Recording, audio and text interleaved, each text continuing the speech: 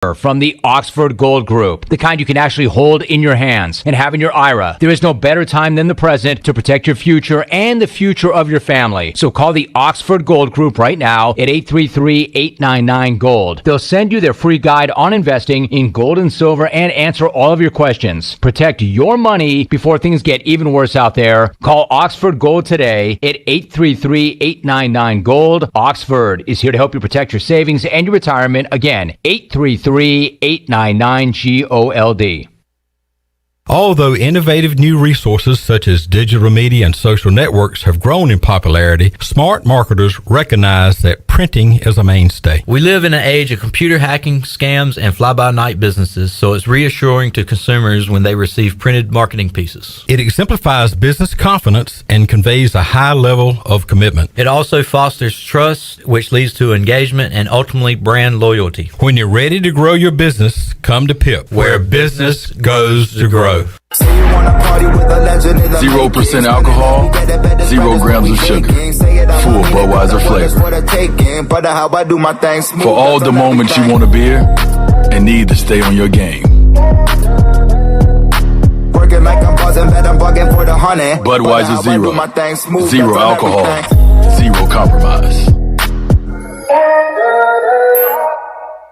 Hey Pirate Nation, Lindsay Gray here with Carolina Caliber. In 1960, my granddaddy started his firearm business right here in Eastern NC. Still family owned and operated, we have the area's largest selection for outdoor shooting sports and accessories and are one of the nation's top firearm dealers. At Carolina Caliber, we have everything you need from hunting, home defense, and personal protection, including a wide variety for ladies and youth. We buy, sell, and trade. It's a time-honored tradition. Visit us at Carolina Caliber on Fire Tower Road in Winterville. You've worked hard to start your business and working even harder to make it successful. And that's why it's important to have a bank in your corner when you need them. This is former ECU baseball player Ashley Capps from Select Bank and Trust. And as the business world throws you curveballs, we're here to be responsive to your needs. Our team of local bankers can make local decisions and cares about you, the customer. Get the business services that are right for your business today with Select Bank and Trust. Bank local, bank select, member FDIC. On Saturdays, your team needs you, your sofa needs you, and you need a Jersey Mike's sub. Get it all with free Saturday delivery when you order through the Jersey Mike's app. Jersey Mike's, a sub above. This Saturday, while you watch the game at home, we're watching the grill at Jersey Mike's. Order through the Jersey Mike's app for free delivery on Saturdays, unless you're going to miss hearing this. Jersey Mike's, a sub above. Hey Pirate Nation, this is Tom Brown from Brown & Wood Buick GMC Truck. We've been serving the Pirate Nation in Eastern North Carolina for 83 years. We have 4 brands, 3 generations, 2 showrooms, and 1 goal to make sure you leave a happy customer. This month at Brown & Wood, get an all-new 2021 Buick Encore GX. Save over $3,000 or 0% financing for 72 months. As always, Brown & Wood is the home of the lifetime powertrain warranty on all new and pre-owned vehicles. We're located on Greenville Boulevard next to the Convention Center, or shop us online at brownandwoodauto.com. At Jimmy John's, we don't make sandwiches. We make the sandwich of sandwiches. We use fresh veggies because we don't hate salads. We just feel bad for them. We make our sandwiches exactly how you want because you're the one who's eating it. And we bake bread all day, every day because stale bread isn't bread. It's croutons. Sandwich history is written by the victors. Good thing we have legible handwriting. Jimmy John's, the sandwich of sandwiches. Order pickup or delivery on the app.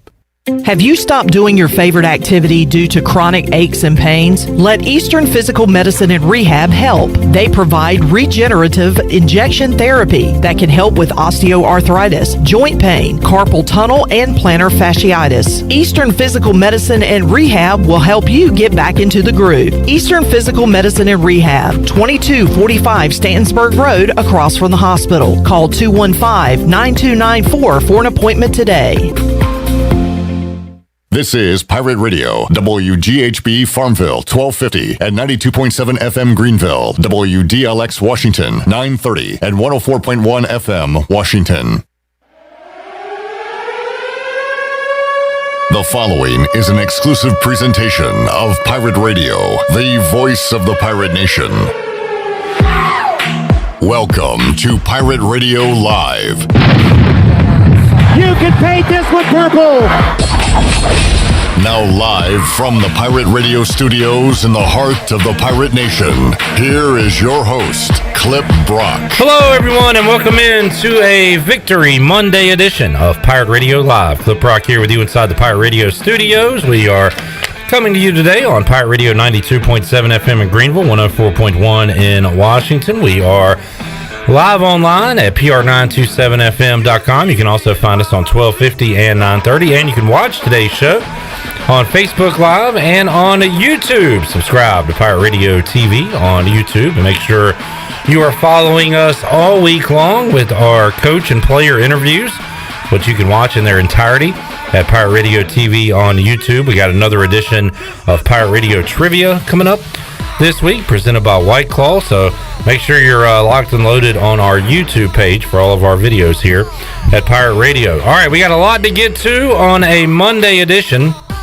of Pirate Radio Live. We will check in with Double B, Brian Bailey, coming up in about 30 minutes. We'll talk Pirates, we'll talk high school football, and his Dallas Cowboys coming up tonight right here on Pirate Radio on Monday Night Football. We'll talk about it all with Double B. We'll have part one of our NFL recap at around 3:50. Part two of that towards the tail end of hour number 2 of today's show at 4 o'clock.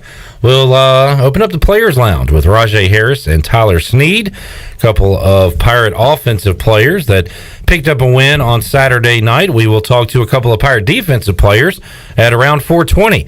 Xavier Smith and Bruce Bivens, as they will join us here inside the Players Lounge at 5 o'clock. Troy D will be alongside. We'll talk to East Carolina quarterback Holton Ahlers, and at 5:30, Pirate receiver C.J. Johnson, as it is Players Lounge Monday here on the show. We got Shirley Rhodes, Chandler Honeycutt, and alongside to kick off today's program, Ellerbe. Hello, Jonathan. What's up, Clipper? Victory Monday, back-to-back weeks. That is true. Not all Victory Mondays are created equal. No. Last Mondays felt a little bit better than this one. Yeah. It was a comeback Victory Monday. It was kind of a... Well, we had to come back in this one, too. Hold on to your pants. Yeah. Victory Monday.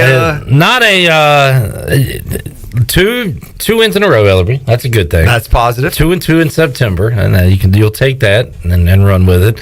But a lot of upset fans on the U.S. Sailor fifth quarter call-in show about how that game was won and how close that game was against Charleston Southern. I was not expecting a close game. Was not expecting to walk into Dowdy-Ficklin Stadium and watch Charleston Southern pretty much do whatever they want in the first quarter and jump out to a just a solid 14-0 lead. Now, obviously, we all know what happens, and the Pirates bounce back, but it was a little shocking, and people were getting unsettled in the thick on Saturday, trying to figure out what the heck was going on.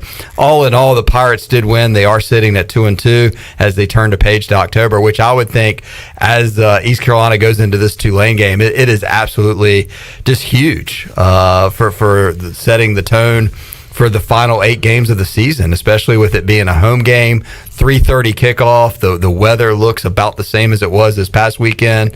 So if you want to be a part of the solution, get into Dowdy-Ficklin Stadium and help cause some havoc to be the 12th man on Saturday, and maybe that can be that extra edge that the Pirates need to get that win over the Green Wave, who are going to come in here and be a tough foe. Igo and Ronnie Woodward have mentioned this several times in the past. It seems like Tulane is always the pivotal game on the schedule, and we have not been able to get over that hump, and it has led to a losing season for the Pirates. If you win this one, you've got 3 super winnable games left on the schedule with South Florida, Temple, Navy. You win this game, you start really thinking about a bowl, Ellerbe. That's how big this one is coming up on Saturday when the Green Wave come to town. Well, I think we all talked, and I think everybody wanted to be 3-1 best case scenario coming out of September, but I think you almost have to have and it's not a great mindset, but a 2-2 mindset in the month of October with winning both of your home games, and maybe if you can get lucky, steal one at Central Florida or at Houston, which is going to be just extremely tough. Yeah, and you could potentially get one of those, but right now, Tulane next on the docket. The Green Wave will come in a 4-point favorite, 3.5-ish. I haven't seen what it is today, but started at 4, which is a pretty fair number. Now, Tulane does come in at 1-3, and you look at their schedule. They were probably hoping for the same Pirate fans were. We got to get to somehow 2-2 in September. Tough to win in Norman. That game was supposed to be at Yulman Stadium in New Orleans, but with the hurricane, got pushed to Norman. We saw what happened. They had a chance there at the end of the game to pull off a massive upset. Couldn't do it, so they lose that one. They get rolled up on by Ole Miss, give up a ton of points to them, and lost on Saturday to UAB. That's kind of like their Marshall game. UAB is a good team. But Tulane was hoping they could win that game, especially at home. They did not. So they come in now pretty desperate at 1-3, ready to get a bad taste out of their mouths from what happened to them against the Blazers on Saturday. Yeah, absolutely. They got their backs against the wall as well, and it's just going to be a pivotal game in Greenville for both these teams as they head into the start of conference play, and it's very concerning. The way the Pirates started against Charleston Southern, because I don't think against any American team you want to spot somebody 14 points. It may be tough to come back against some of these final 8 teams if you get down 14-0 in the first quarter. Yeah, I mean, East Carolina has played 2 good quarters of football offensively this year. Sprinkled in with some decent performances, sprinkled in with some awful performances. So it's tough to kind of get confidence right now in what this offense can do against the Tulane team, which normally, and especially against East Carolina, has a pretty solid defense. But you look at the fourth quarter against Marshall, the second quarter against Charleston Southern. Outside of that, East Carolina has been either average or much below average offensively the remaining quarters of the 2021 season thus far. Well, and the defense did not it was not anything to brag about in that first quarter against Charleston Southern either. I mean, they kind of carved up what they wanted to do and went right down the field and got up 14-0. So the start to the game, coming up against Tulane is going to have to be better offensively, defensively, and you're just going to have to play better football as we head into conference games. And as you mentioned, this being a home game, this is just so pivotal for this program to really set the tone of getting a win and then going on the road the following week. But absolutely 100% focused on Tulane and a lot of redemption. No overlooking this Tulane Green Wave team, and it's going to be a tough game. And the Pirates better be practicing hard and scheming and coming up with a system to beat Tulane.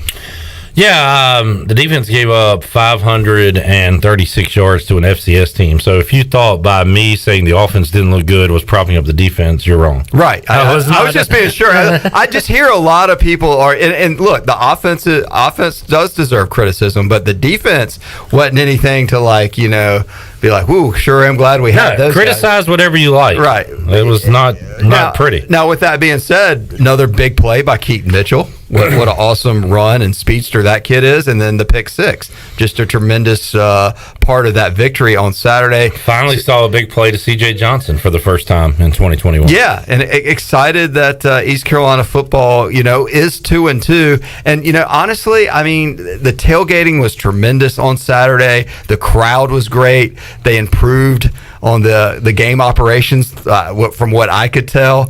I just feel like, hey, look, let's do it again this Saturday, and Pirate fans get out there and enjoy it, and hopefully, it'll be easier on the eyes, and whether it's a 1-point win or 10 or 20 point, if they come out and go crazy or whatever, get out there. I think it's going to be that was the great thing about tailgating on Saturday. It was like, man, this is it's like you finally got to soak it in, the way the temperature was, the crowd, the vibe out there. So I'm really looking forward to it. 3:30 kickoff this week, not a nooner. This is kind of like what we dream about when it comes to ECU football. So hopefully the 4 quarters that everyone pays to see will live up to the expectations of what Pirate fans want. And an opportunity for East Carolina to do something they have not done in a long time. That's have a winning record during the month of October. Let's see, East Carolina on October 3rd, 2015, went to 3-2, Ellerbe, with a win over SMU. Big James Summers game that day. So that was October 3rd. This year on October 2nd, East Carolina going to try to get to 3-2 and have a winning record that late in the year since 2015. It has been a while. Yep. I'm hoping good outcomes for you and Weaver, too, on the fifth quarter. It's been a very entertaining 4 weeks so far of listening to the great job on the Bud Light pregame tailgate and then the U.S. Cellular fifth quarter call-in show. So certainly a lot of angles, a lot of stuff to talk about. And, I mean, you mentioned Tulane. I mean, they're kind of been a team that's been displaced, you know, with the hurricane and a lot of road games and a real tough opponents playing at Oklahoma and at Ole Miss. So certainly I setting up for a fun Saturday, or hopefully a good matchup between two teams that I hope are evenly matched. I hope East Carolina's not overmatched by Tulane, because we've certainly seen them have more fun of recent times when they played the Pirates. East Carolina, a 4-point home underdog on Saturday. The total is at 64, and this math is easy to do. They're basically saying 34-30 game. I mean, do you trust East Carolina to get 30 points right now? No, I do not. It doesn't mean they can't, but we can only base it off what we've seen through the first 4 weeks. Do you think East Carolina wins a game if the point total goes over on Saturday? That will probably be their only chance to win. Okay. Well, because I don't know if our defense can hold them under 30 points. Okay, so you're expecting another Marshall score. I don't know. High-scoring game. Or a Tulane win where East Carolina doesn't get to the mid-20s. You know, I have not come up with a score yet, Ellerbe. Right. The game is still being played in my scrambled egg brain. Now, the Clip Rock Sportsbook said 28 points would have been the point spread when against Charleston Southern. Where did you have? I mean, you already knew the line for Tulane before we got on the air this week. How do you feel about this line? Is it too high, too low, just right? What's your gut feeling? I was thinking more maybe a field goal, but in fact, I corrected Billy Weaver on the air in the pregame when he said ECU would be favored against Tulane, and I said no. Tulane's going to be favored over East Carolina. So I think it's about right. I don't know. What do you think? I would have had. What were you thinking? I would have probably had a little bit higher. Okay. Maybe Tulane. Just the way the Pirates, won, but they struggled last week, and I think. Of course, I haven't, I saw the scores of Tulane. I watched Tulane play Oklahoma that day, and I was really rooting for them. I thought they were going to pull the upset in Norman. I mean, they were going toe-to-toe with the Sooners, but, Tulane's offense has not really shown up in a real game since September 4th against Oklahoma. So that was 40-35. The next week they played Morgan State. They rolled up 69 on them. But then they lost to Ole Miss 61-21. And then they lost to UAB 28-21. So they themselves have had trouble getting to the mid-20s these last couple of weeks. Does that make you nervous that the point spread is so high, the over-under so high? They've only been at 21 the last few weeks, that they're thinking, oh boy, this could spike really high when they come to Greenville, that the Green Wave. Well, yeah, East Carolina gave up 405 passing yards on Saturday, a ton of yards against Marshall. The only team we've really held down was South Carolina and their coach playing quarterback. So your biggest concern, offense or defense, going into Tulane game? It's still the offense right now. Okay. It's still the offense. The offense. Yeah, just I don't know, man. Just looks kind of clunky, shaky. Nothing looks smooth. They don't seem to get in a very good rhythm. Not at all. For over the course of a long period of time. No. But that is very concerning, Ellerbe, because we do our Brown and Wood drive the game on the post-game show, and, we're looking for drives and things like that. East Carolina, I'll say this, they're fun. They have a lot of big plays. They had a 74-yard touchdown run by Keaton Mitchell and a 60-yard touchdown pass from Ehlers to Johnson. Their other touchdown drive offensively, was 5 plays, 55 yards, and a minute 56 that ended with the Mason Garcia touchdown. So East Carolina has hit big plays. We've seen it with Keaton Mitchell and others, but they have struggled to put together time-consuming, smooth drives, as you would say. Has anybody said anything about Mason Garcia? All he does is score touchdowns. You just said it. He touches the football. All he does is score touchdowns. That's what he's done so far in 2021. I'm sure there is a message boarder posting that somewhere. Definitely. I think all that stuff you just said. Also, the other thing that was concerning, I saw Igo, I believe, tweet it, and I want to believe this is right, that he said that East Carolina is like 30% on third down. Oh, yeah. Which is not very good, and that we've had like 80 third down attempts or something. It was something really scary, which means East Carolina does seem to get into a lot of third down situations, which gets back to your drive scenario, five plays, 55 yards. It's not like East Carolina's going 10 plays or 12 plays and banging in a touchdown or a field goal. So the offense, the 3 and outs have been concerning as well. So we had some calls on that. Look, the defense gave up what they did, but with all those 3 and outs and even your touchdown drives are that fast, the defense is on the field forever, and so those guys are getting gassed out there, and that has led to at least some of the issues on the defensive side of the ball. I think I don't want to wish my week away till Saturday, but I'm really chomping to see what East Carolina can do to make adjustments and get ready for conference play, because it's on now. And as you said, this game is so critical, because if you win this one, you get to 3-2, and it sets up nice for a chance for those other 3 wins in the next 7 games. If you want to, if the goal is to get to the bowl, and the goal is the bowl. The goal is a bowl, and which would be a tremendous stride for this program in year 3 of Mike Houston. But it starts with Tulane. If we were talking about Cincinnati rolling in town this weekend, I mean, we would be like, whew.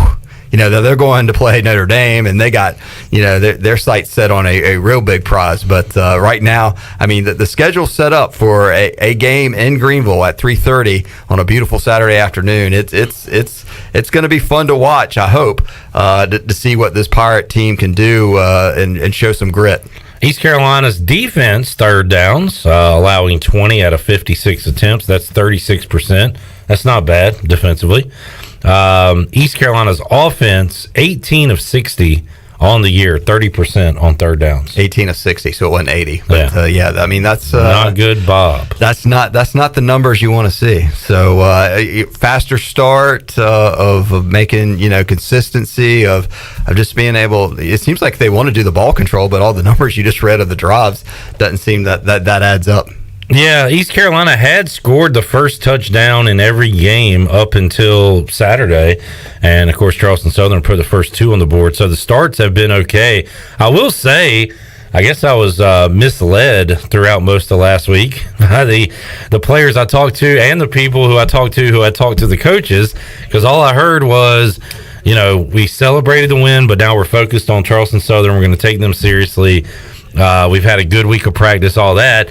And then coming up today, you'll hear in the Players Lounge, and we've heard, Mike Houston kind of allude to it, that they got to have a better week of preparation. They did not have a good week of preparation. They did not take Charleston Southern seriously enough. So I guess there was some of that going on last week. Well, I don't know how this program doesn't take. I don't either. I mean, it's just every business is serious business when it comes to the way this program. We're not in a position to overlook anyone, and I want to give hats off to Charleston Southern too. I mean, they came in and their quarterback was fun to watch. If you could pick a quarterback we faced this year, would you take Bryce from App State, who was pretty good, the coach from South Carolina, who was not good, the coach. Who do we have at Marshall? Oh, the kid at Marshall who just threw it 50 yards every time. He's got a cannon for an arm.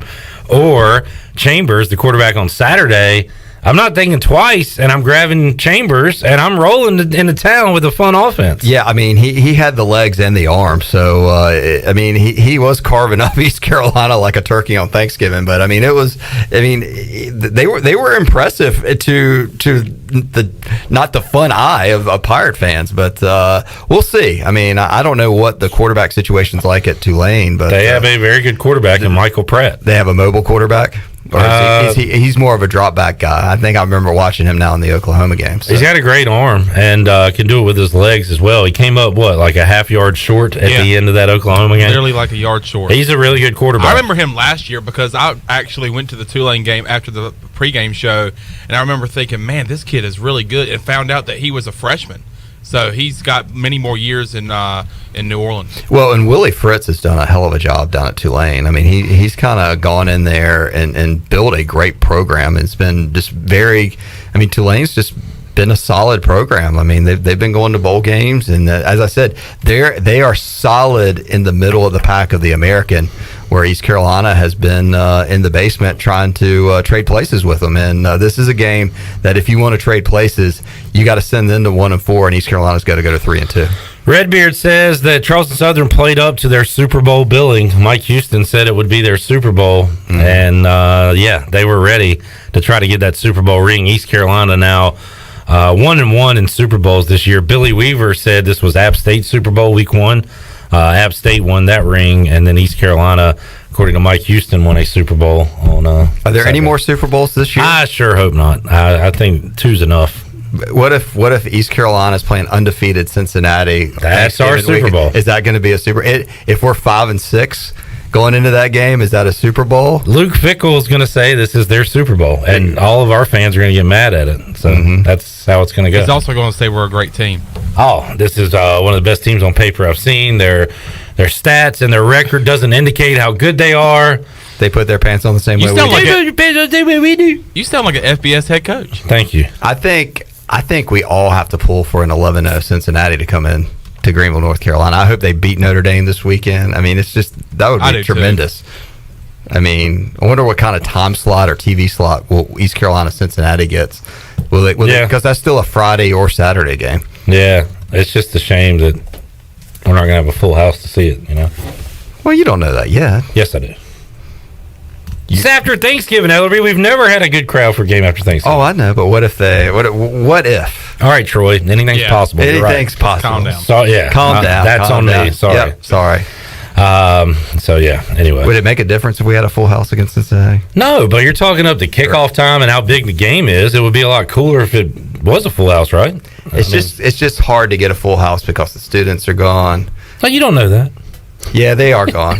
They're on Thanksgiving break. Wait, now you know that? Yeah, I just thought about that. So do we want that game like at noon on Friday? Is that what you're saying? I don't know what I'm saying. Ellerbe, I'm 1 week at a time. I'm an FBS coach. You're one. Tulane's got good kids. So you're only focused on Tulane. We're not on to Cincinnati. We're not on to Cincinnati. We're not on to Cincinnati. Speaking of Bill Belichick, are you going to get all teary-eyed for the Brady back to Foxborough this Sunday night, Ellerbe? I mean, because the Patriots aren't very good. They are not. Which sets it up for, and I wish Brady would have won this week because it would have set up perfect scenario for the Patriots to win. So it still might. I mean, the Bucs are going to be big favorites in that game, but... The funny thing, did you see the Belichick press conference after the game? The reporter asked him, "Yes, what'd you see in the Mac Jones interception?" He just kind of stared at him and went. He made a lot of weird noises first, like. Same thing you did. Same thing you did. We need to get that for later on in the show.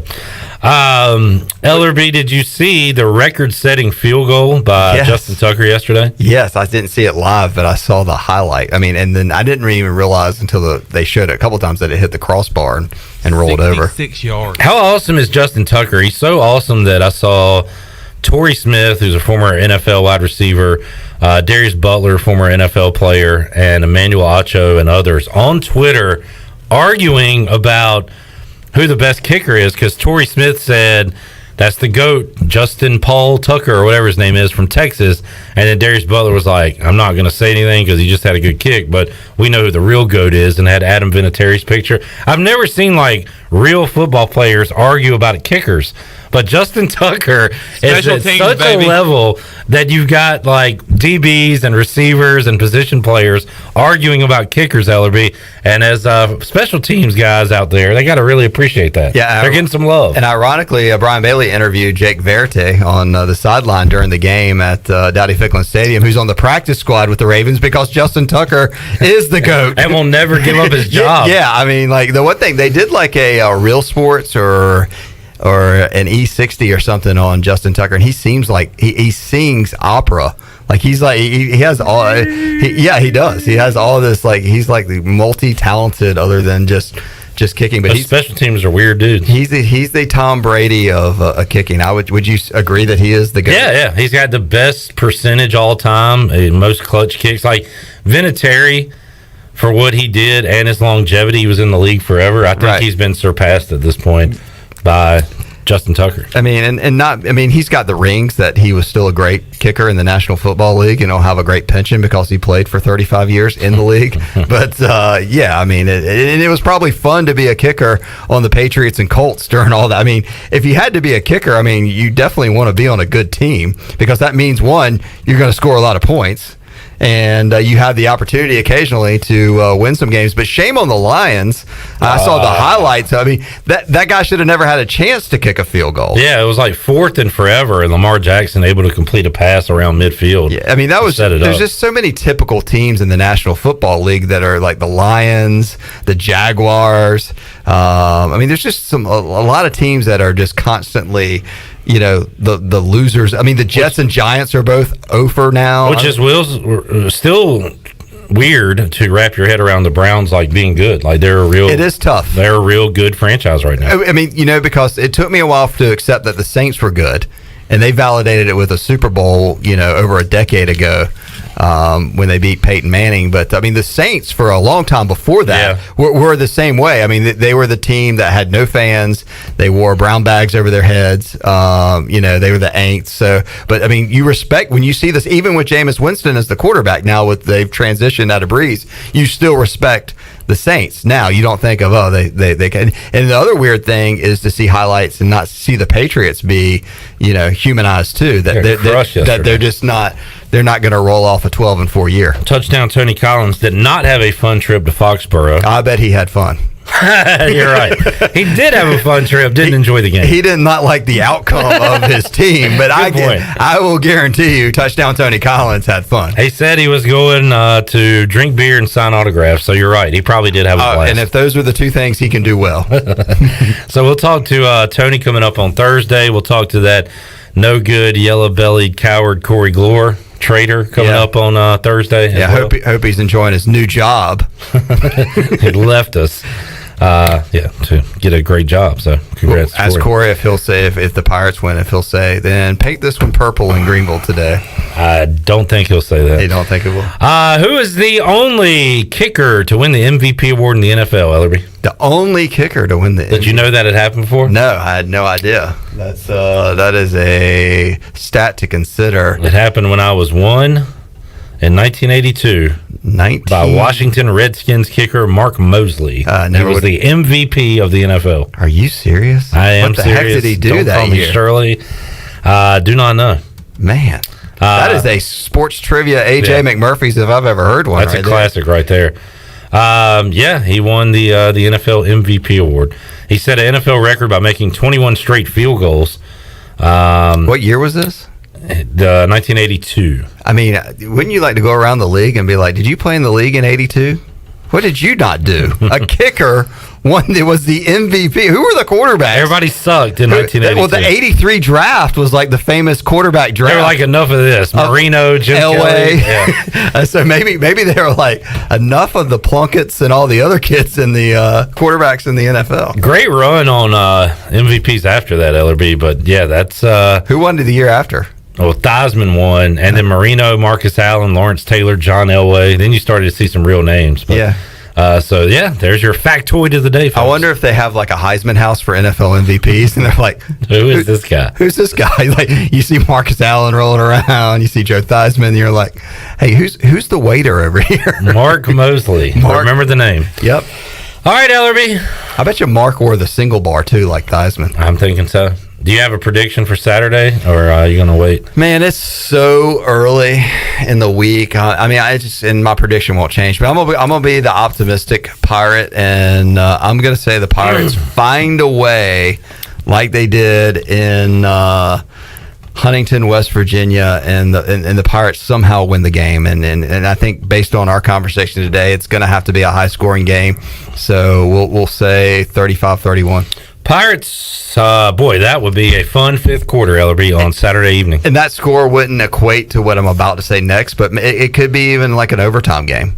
I could see where the teams are tied at 28 or 31 or something, and it could go back and forth in overtime. And then could the Pirates could we get some extra time before the fifth quarter, which would be exciting, and I think that would be a fun way to win too. So, but I'm going to say this is going to, if the Pirates didn't put in the work last week, and if they don't put in the work this week, then there's going to be a lot of frustrated and angry fans, and there's going to be a lot of questions. But if they put in the work and win, then I think they could be proving to this fan base that they're starting to make the turn, and that the goal for the bowl is still alive and well. The goal for the bowl. All right. Thank you, Ellerbe. All right, man. We'll take a timeout. We'll come back. Double B, Brian Bailey joins us next. Man, he had an awesome interview with Ruffin McNeil earlier today. If you missed it, you can hear it at 6 o'clock right here on Pirate Radio. We'll talk about that, Pirates, and more when we return after this.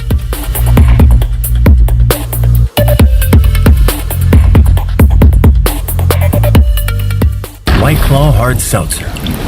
A wave of refreshment. Crafted using our unique Brew Pure process. Made pure. Nothing tastes like White Claw Hard Seltzer.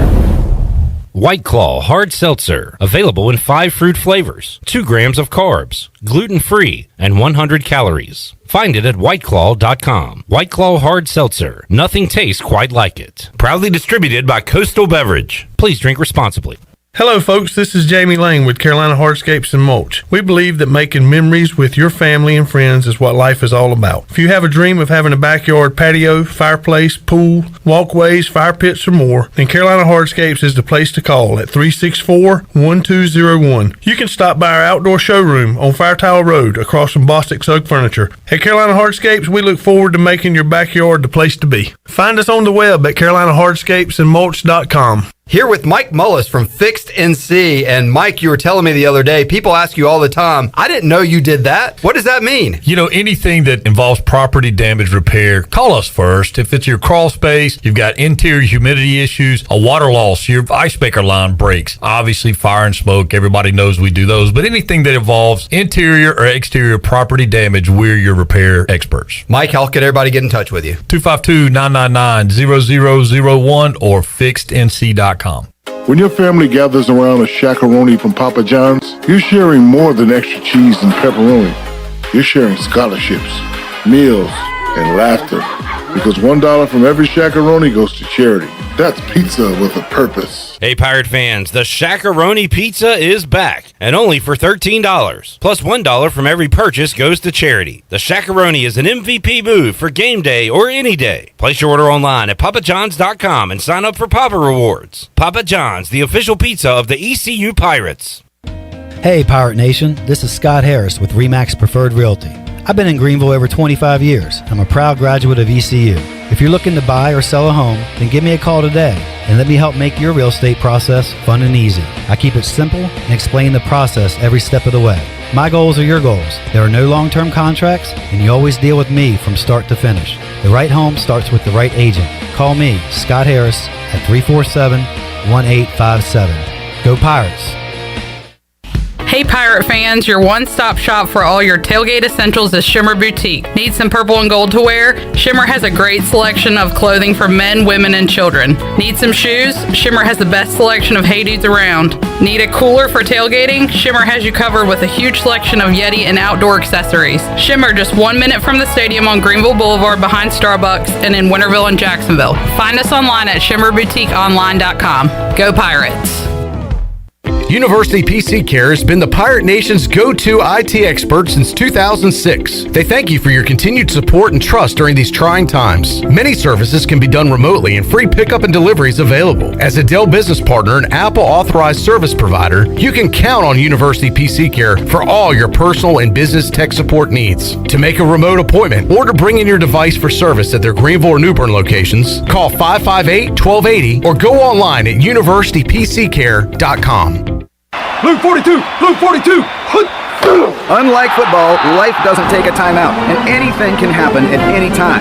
Unfortunately, anything isn't always a good thing. You need auto and life coverage and agents there for you 24 hours a day, 7 days a week. You need North Carolina Farm Bureau insurance. Timeout, not even in our vocabulary. Pirate fans, call Brian Coleman or CJ Messerly at 756-3007. North Carolina Farm Bureau Mutual Insurance Company. Farm Bureau Insurance of North Carolina, Inc. Southern Farm Bureau Life Insurance Company, Jackson, Mississippi. An independent licensee of the Blue Cross and Blue Shield Association. Pirate Radio!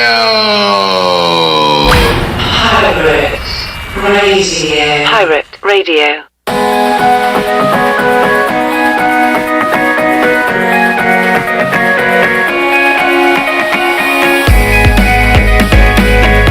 You're listening to Hour 1 of Pirate Radio Live. Do you need custom t-shirts, apparel, or promotional items for your business, organization, or event? Keep it local. Print it local with University Sportswear. Contact them today at universitysportswearenc.com. Now, back to the show. Welcome back. Tommy's Express Car Wash. Come experience the difference at Tommy's. Now open at the corner of Greenville Boulevard and Red Banks Road. Doesn't your car deserve it? Visit Tommy's Express Car Wash today. Now let's head back in to Pirate Radio Live. Here is your host, Clip Brock. Back with you on Pirate Radio Live. We'll go inside the Players Lounge in the 4 o'clock hour with Rajay Harris, Tyler Sneed, Xavier Smith, and Bruce Bivens. In the 5 o'clock hour, you'll hear from Holton Nailers and CJ Johnson. So all those interviews still on tap for a Monday edition, a Victory Monday edition of Pirate Radio Live. Had a great edition of the Brian Bailey Show earlier today at noon. He talked Pirate football with Steve Ellis, but also talked to soon-to-be ECU Hall of Famer, going to be inducted later on this year, Ruffin McNeil. And Brian Bailey joins us now. And Bailey, I tweeted it out at the time when I called Coach Ruff to line him up for your show to get him on hold and talked to him for about 45 seconds. I said that it put a smile on my face that might last the whole week. It was great hearing from him. And then your interview, about 25% of it sounded like you were talking to an old coach, and 75% sounded like you were just chatting with an old buddy. And I really enjoyed it. It was awesome to hear him back here on Pirate Radio earlier today. No, I appreciate that. And he's been a friend for a long time now. I tell you what. Now, I barely knew him his first stint here when he was an assistant coach.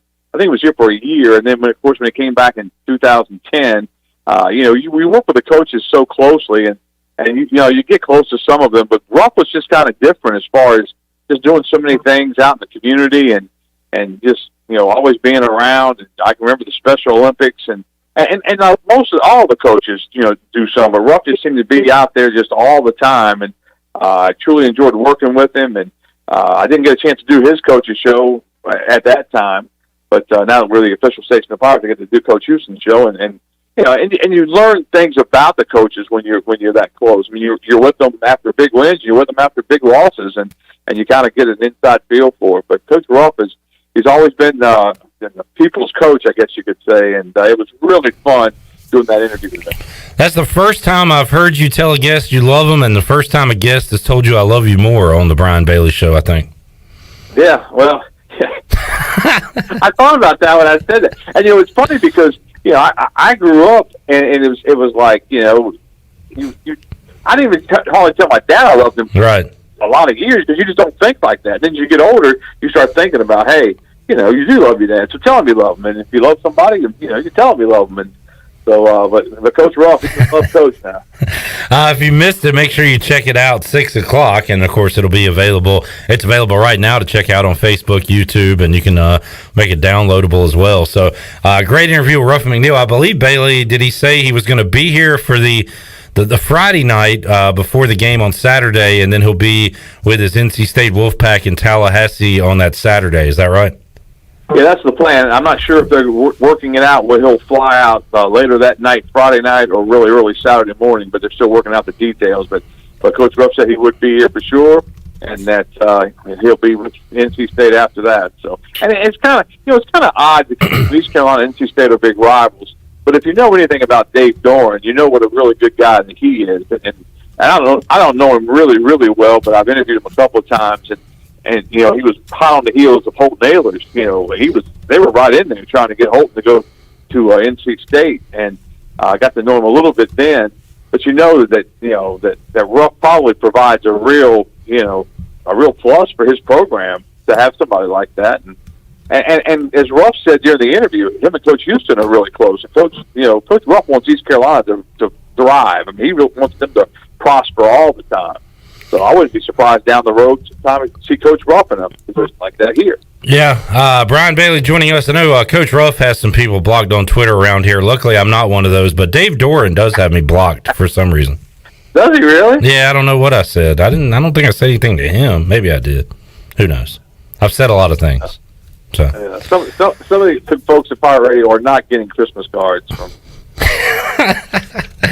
I said a lot of bad things yesterday. Actually, I didn't tweet. I just said them verbally about my Washington football team, Bailey, after they gave up 100 points to Josh Allen and the Bills. Your Cowboys tonight, Bailey, on Monday Night Football against the Philadelphia Eagles. What's your take on Dallas-Philly coming up tonight? Well, I think it's obviously a game I think that the Cowboys can win, whether they will or not. I'm still not sold on the defense totally. I really don't think Philadelphia is all that good, but I think it's one of those divisional games, and it wouldn't surprise me if it came down to a field goal late.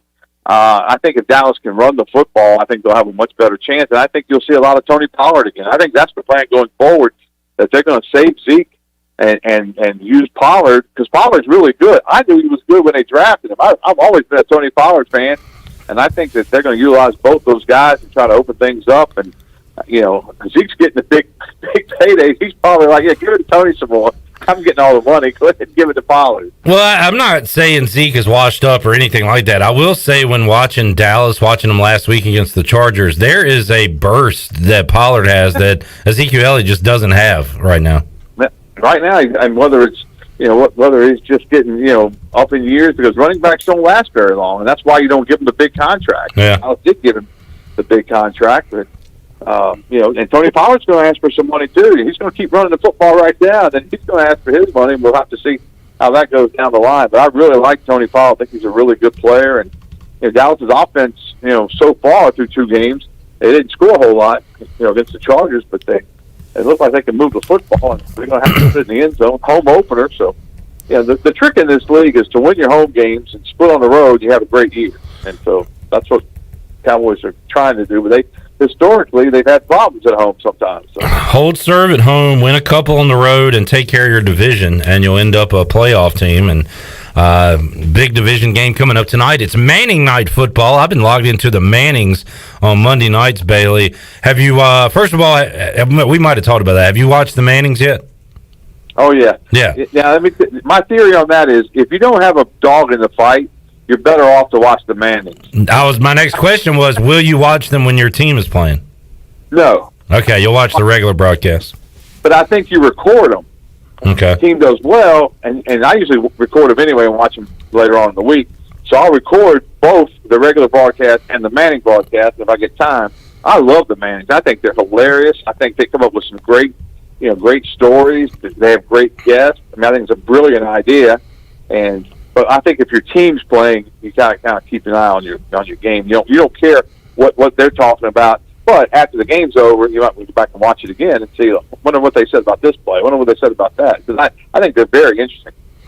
That is, that's the draw for me right now is watching the Mannings and hearing what they have to say. And I love, Bailey, that they are not now. If the Colts or Broncos or Giants play, we might see a rooting interest from one of their sides, but they don't root for either team. They root for both quarterbacks. And I find, like, when Derek Carr had the ball, come on, Derek, let's go. And then Lamar Jackson went to the Manning Passing Academy. There you go, Lamar. I like how they root for the quarterbacks, and really that's about it. And some of the guests they have on and talking about, Peyton saying Omaha, and they say, we knew Omaha didn't mean anything. We thought it was funny, too. Good stuff. Cowboys, Eagles, you can hear it tonight on Pirate Radio if you're riding in your car or prefer a Kevin Harlan call, who is the best in the business. You can hear it tonight right here on Pirate Radio. All right, let's get to Saturday, Bailey, and not every victory is created equal. Last week's win felt a lot better than this week's win. I can say that for myself and for Pirate Nation. Good news is the Pirates got the win, and they got a lot to clean up, though, Brian. Yeah, and they do. And I think that's the big positive going forward is that they do have a lot to clean up. You get the same credit for that 31-28, win that you slip through and you do win the game as you do if you win 62-0. Now, if you win 62-0 against a team that you probably should have won by 20 or 30, but if you win big, I don't think you go back to practice with the same urgency that you do after a game like this. They will, Tulane is not a great football team, obviously. They played really well against Oklahoma. But Tulane will beat East Carolina for sure if the Pirates show up and play like they did this past Saturday.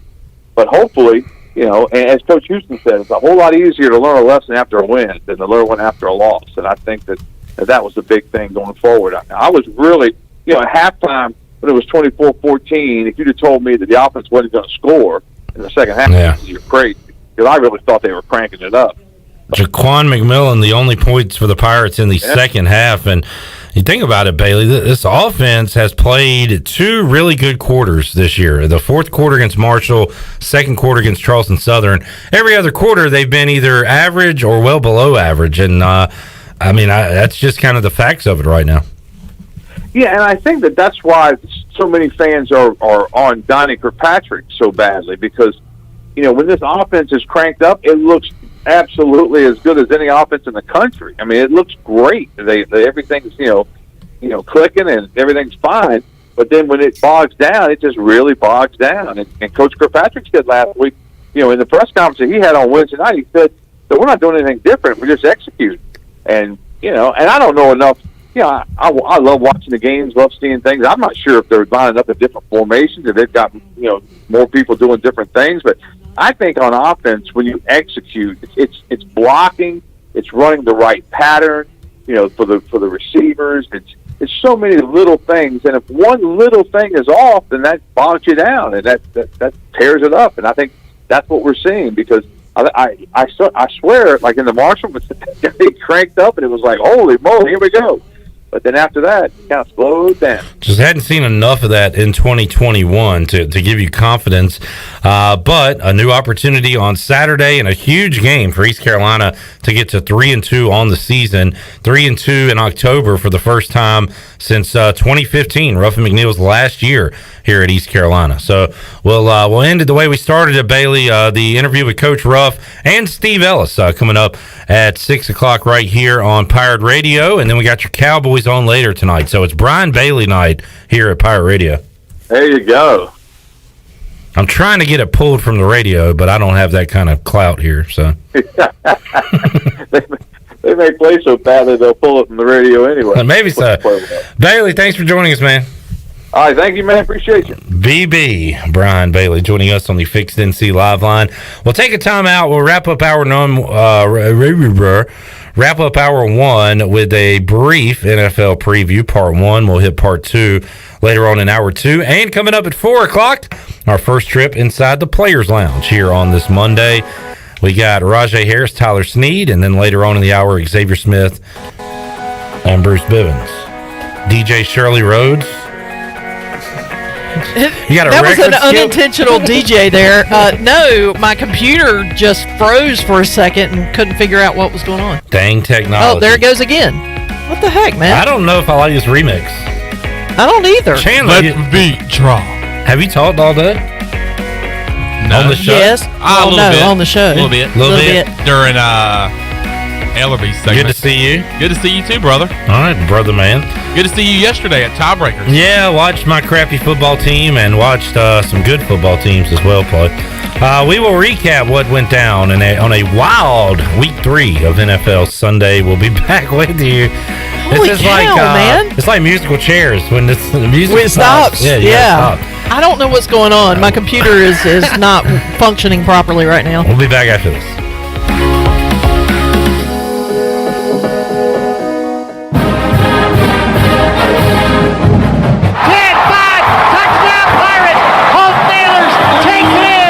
It's the American Athletic Conference opener for the Pirates as Tulane comes a-calling for homecoming. Tickets start as low as $35. It's the Pirates and the Green Wave in a 3:30 kickoff. It's time to get rowdy and dowdy. East Carolina and Tulane to kick off the American Athletic Conference schedule. You can paint this with purple. Hey Pirate fans, Derek Pizzeni from Carolina Wealth Management. Are you a fiduciary? That's a question every investor should ask their advisor. A fiduciary is an individual who acts in the best interest of a particular person or beneficiary. Is your advisor a fiduciary? You should know it's your money. At Carolina Wealth Management, we do things differently from other investment firms. To learn more about the benefits of working with a fiduciary advisor, visit mycarolinawealth.com. That's mycarolinawealth.com.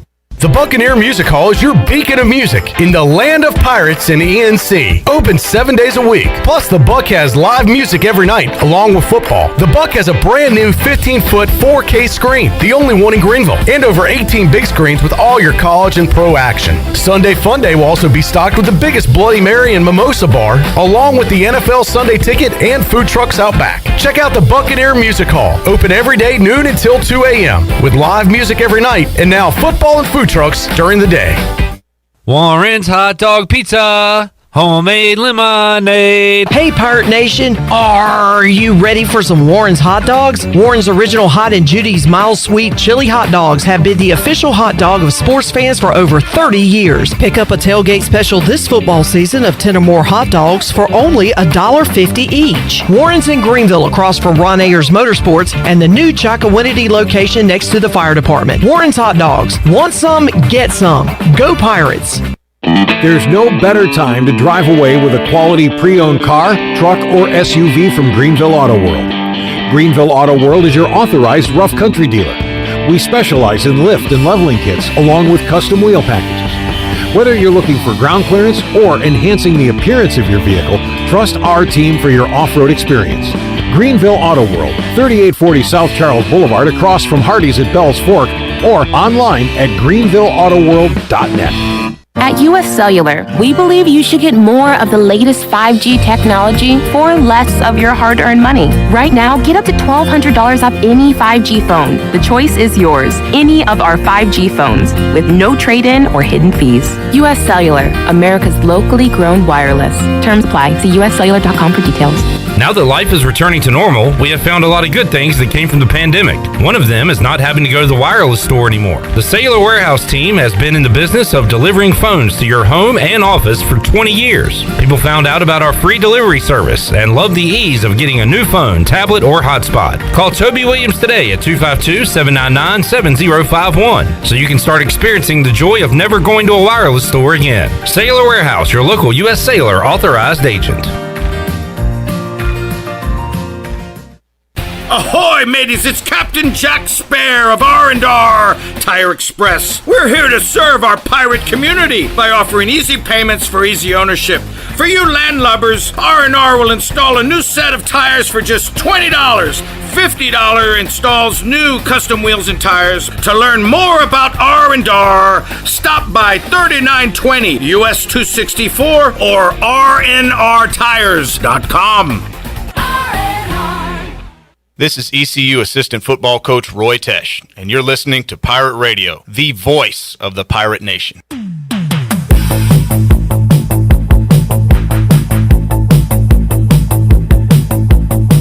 You're listening to Hour 1 of Pirate Radio Live. Do you need custom t-shirts, apparel, or promotional items for your business, organization, or event? Keep it local. Print it local with University Sportswear. Contact them today at universitysportswearenc.com. Now, back to the show. Welcome back. University PC Care has been Pirate Nation's go-to IT expert since 2006.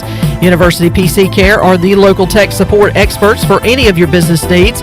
Let University PC Care take care of it so you can take care of business. Visit universitypccare.com to learn more today. Now let's head back in to Pirate Radio Live. Here is your host, Clip Rock. Alrighty, welcome back into the program. Clip Rock, Chandler Honeycutt, Shirley Rhodes, Dallas Goddard, first touchdown. I don't know, maybe. Looking at some things for tonight's Monday night football game between the Cowboys and the Eagles. How about them Cowboys? Capping off week 3. Let's get a recap of Sunday real quick. We'll run over a few games now. We'll do it at the end of hour number 2 as well, starting with the Bills 43, Washington 21. If anybody had concerns for Josh Allen and his performance so far this year, you can be quiet and quit asking. So quit asking. 358 yards, 4 touchdowns. I feel like most of that was in the first half. He also... They all shut the hell up. He also had a... Thank you, Coach Houston. He also had a rushing touchdown in the game. It was not a ton of Stephon Diggs, 6 for 62. It was Cole Beasley with 11 for 98, and Emmanuel Sanders, who had 2 touchdowns. I forgot they had him. You forgot about Emmanuel. But now I know. Yes, you do. Bills moved to 2-1. The football team stinks. I saw somebody say this was a measuring stick game. A writer says it was a measuring stick game for the football team. No, our measuring stick game was last week against the crappy Giants, where they got lucky to win. The Giants just lost to the Falcons. We'll get to that in a moment. But we have another measuring stick game this Sunday against the crappy Falcons to find out, are we at the bottom of the league or just kind of near the bottom? We're not close to the Buffalo Bills. Bottom of the barrel bowl. Pretty much. That's what we're looking at. Oh, speaking of bottom of the barrel, the Chicago Bears had 68 passing yards from Justin Fields on 6 completions, 20 attempts. Have mercy. The Bears had 46 rushing yards. If you take away like sacks and things like that, I think the Bears had 1.1 yards per play on Sunday.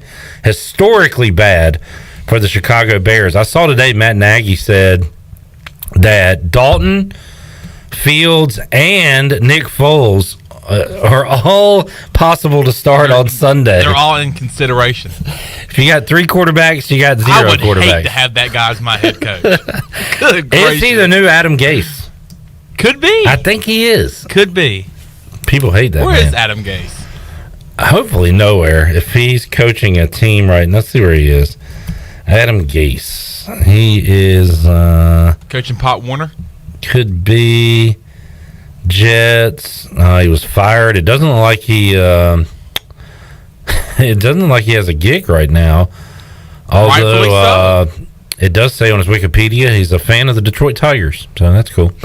Ravens beat the Lions 19-17 on the longest kick in NFL history, a 66-yarder that hit the crossbar, bounced up, went over. I just had to use the bathroom. Unbelievable. I was sitting beside a fella at Tiebreakers that had lost a ton of bets on Sunday, and the one thing he had going was the Ravens teaser where they had to win by 2 or more.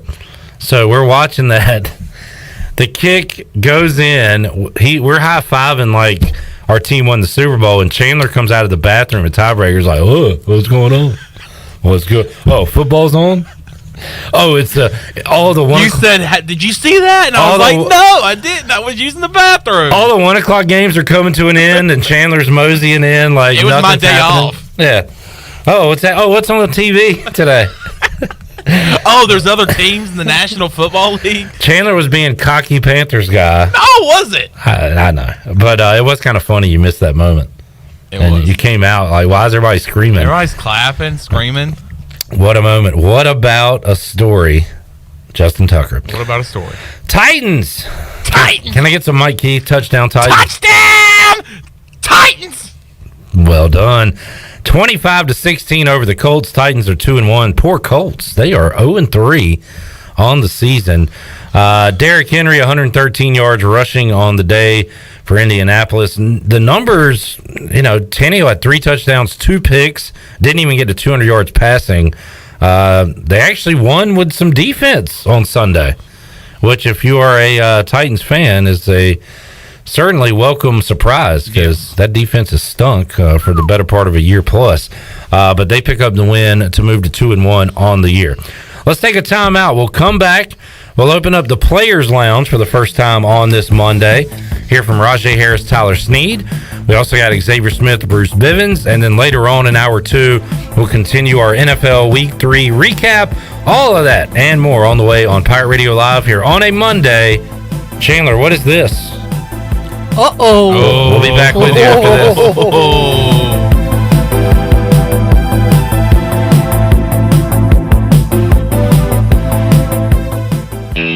Eastern North Carolina's choice for window tinting, signs, graphics, wraps, graphic design, and more is Signs and Tint. Signs and Tint is family owned and operated right here in Greenville, and their NC licensed electricians specialize in ceramic coating, vehicle wraps, and more. Signs and Tint offers 10% off for military and first responders. Also, make sure to mention Pirate Radio at checkout for a discount. Stop by their office today at 801 Staten Road or visit them online at signsandtint.com.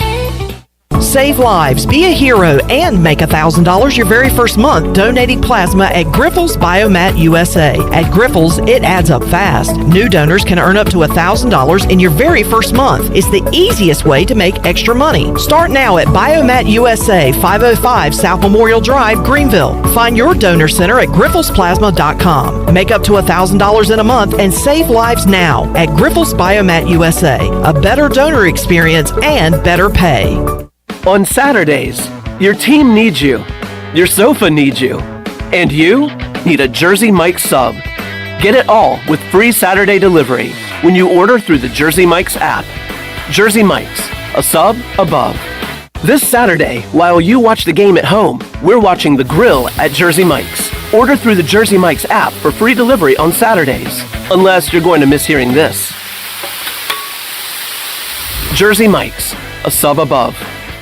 Have you been waiting to try CBD? E&S Hemp on Fire Tower Road in Greenville is the area leader in CBD. We want to educate you on how our products work with your endocannabinoid system. These products are all natural and non-addictive. E&S offers a variety of products to meet your needs. Tinctures, edibles, topicals, and even smokable items. Customer feedback indicates relief from stress, anxiety, fatigue, pain, and PTSD, just to name a few. E&S Hemp is located on Fire Tower Road. Also, check us out on our Instagram and Facebook pages.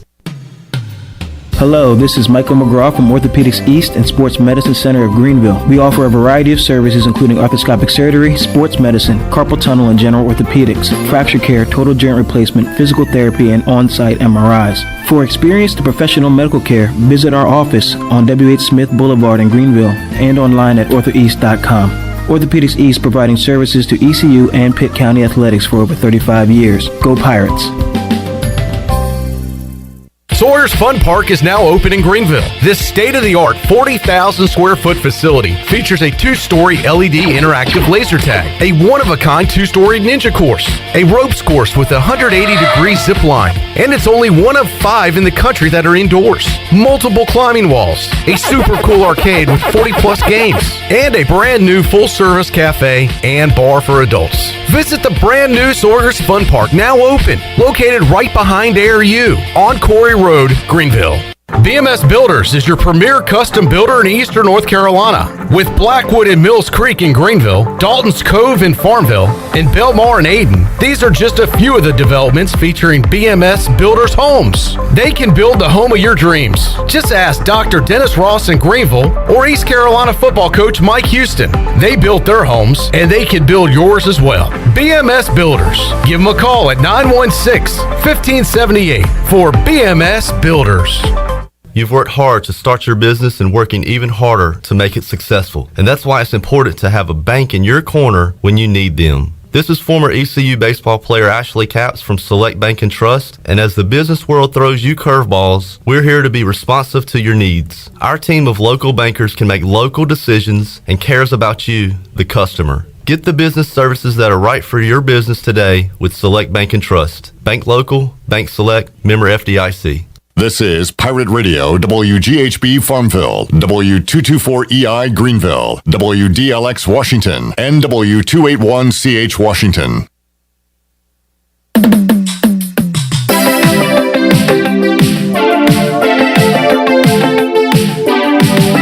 This hour of PRL is brought to you by Tommy's Express Car Wash. Come experience the difference at Tommy's. Now open at the corner of Greenville Boulevard and Red Banks Road. Doesn't your car deserve it? Visit Tommy's Express Car Wash today. Now back to the show. Welcome back. Be sure to check out David Price Construction for all of your commercial or custom residential renovation and building needs. Run by ECU alumni, David Price Construction specializes in commercial projects, maintenance on facilities, and large-scale residential renovations renovations and additions.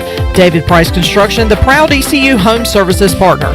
Call them today at 919-292-5532 or visit them online at davidpriceconstruction.com. Now let's head back in to PRL. Here's Clip Rock. All right, Shirley Rhodes, Chandler Honeycutt.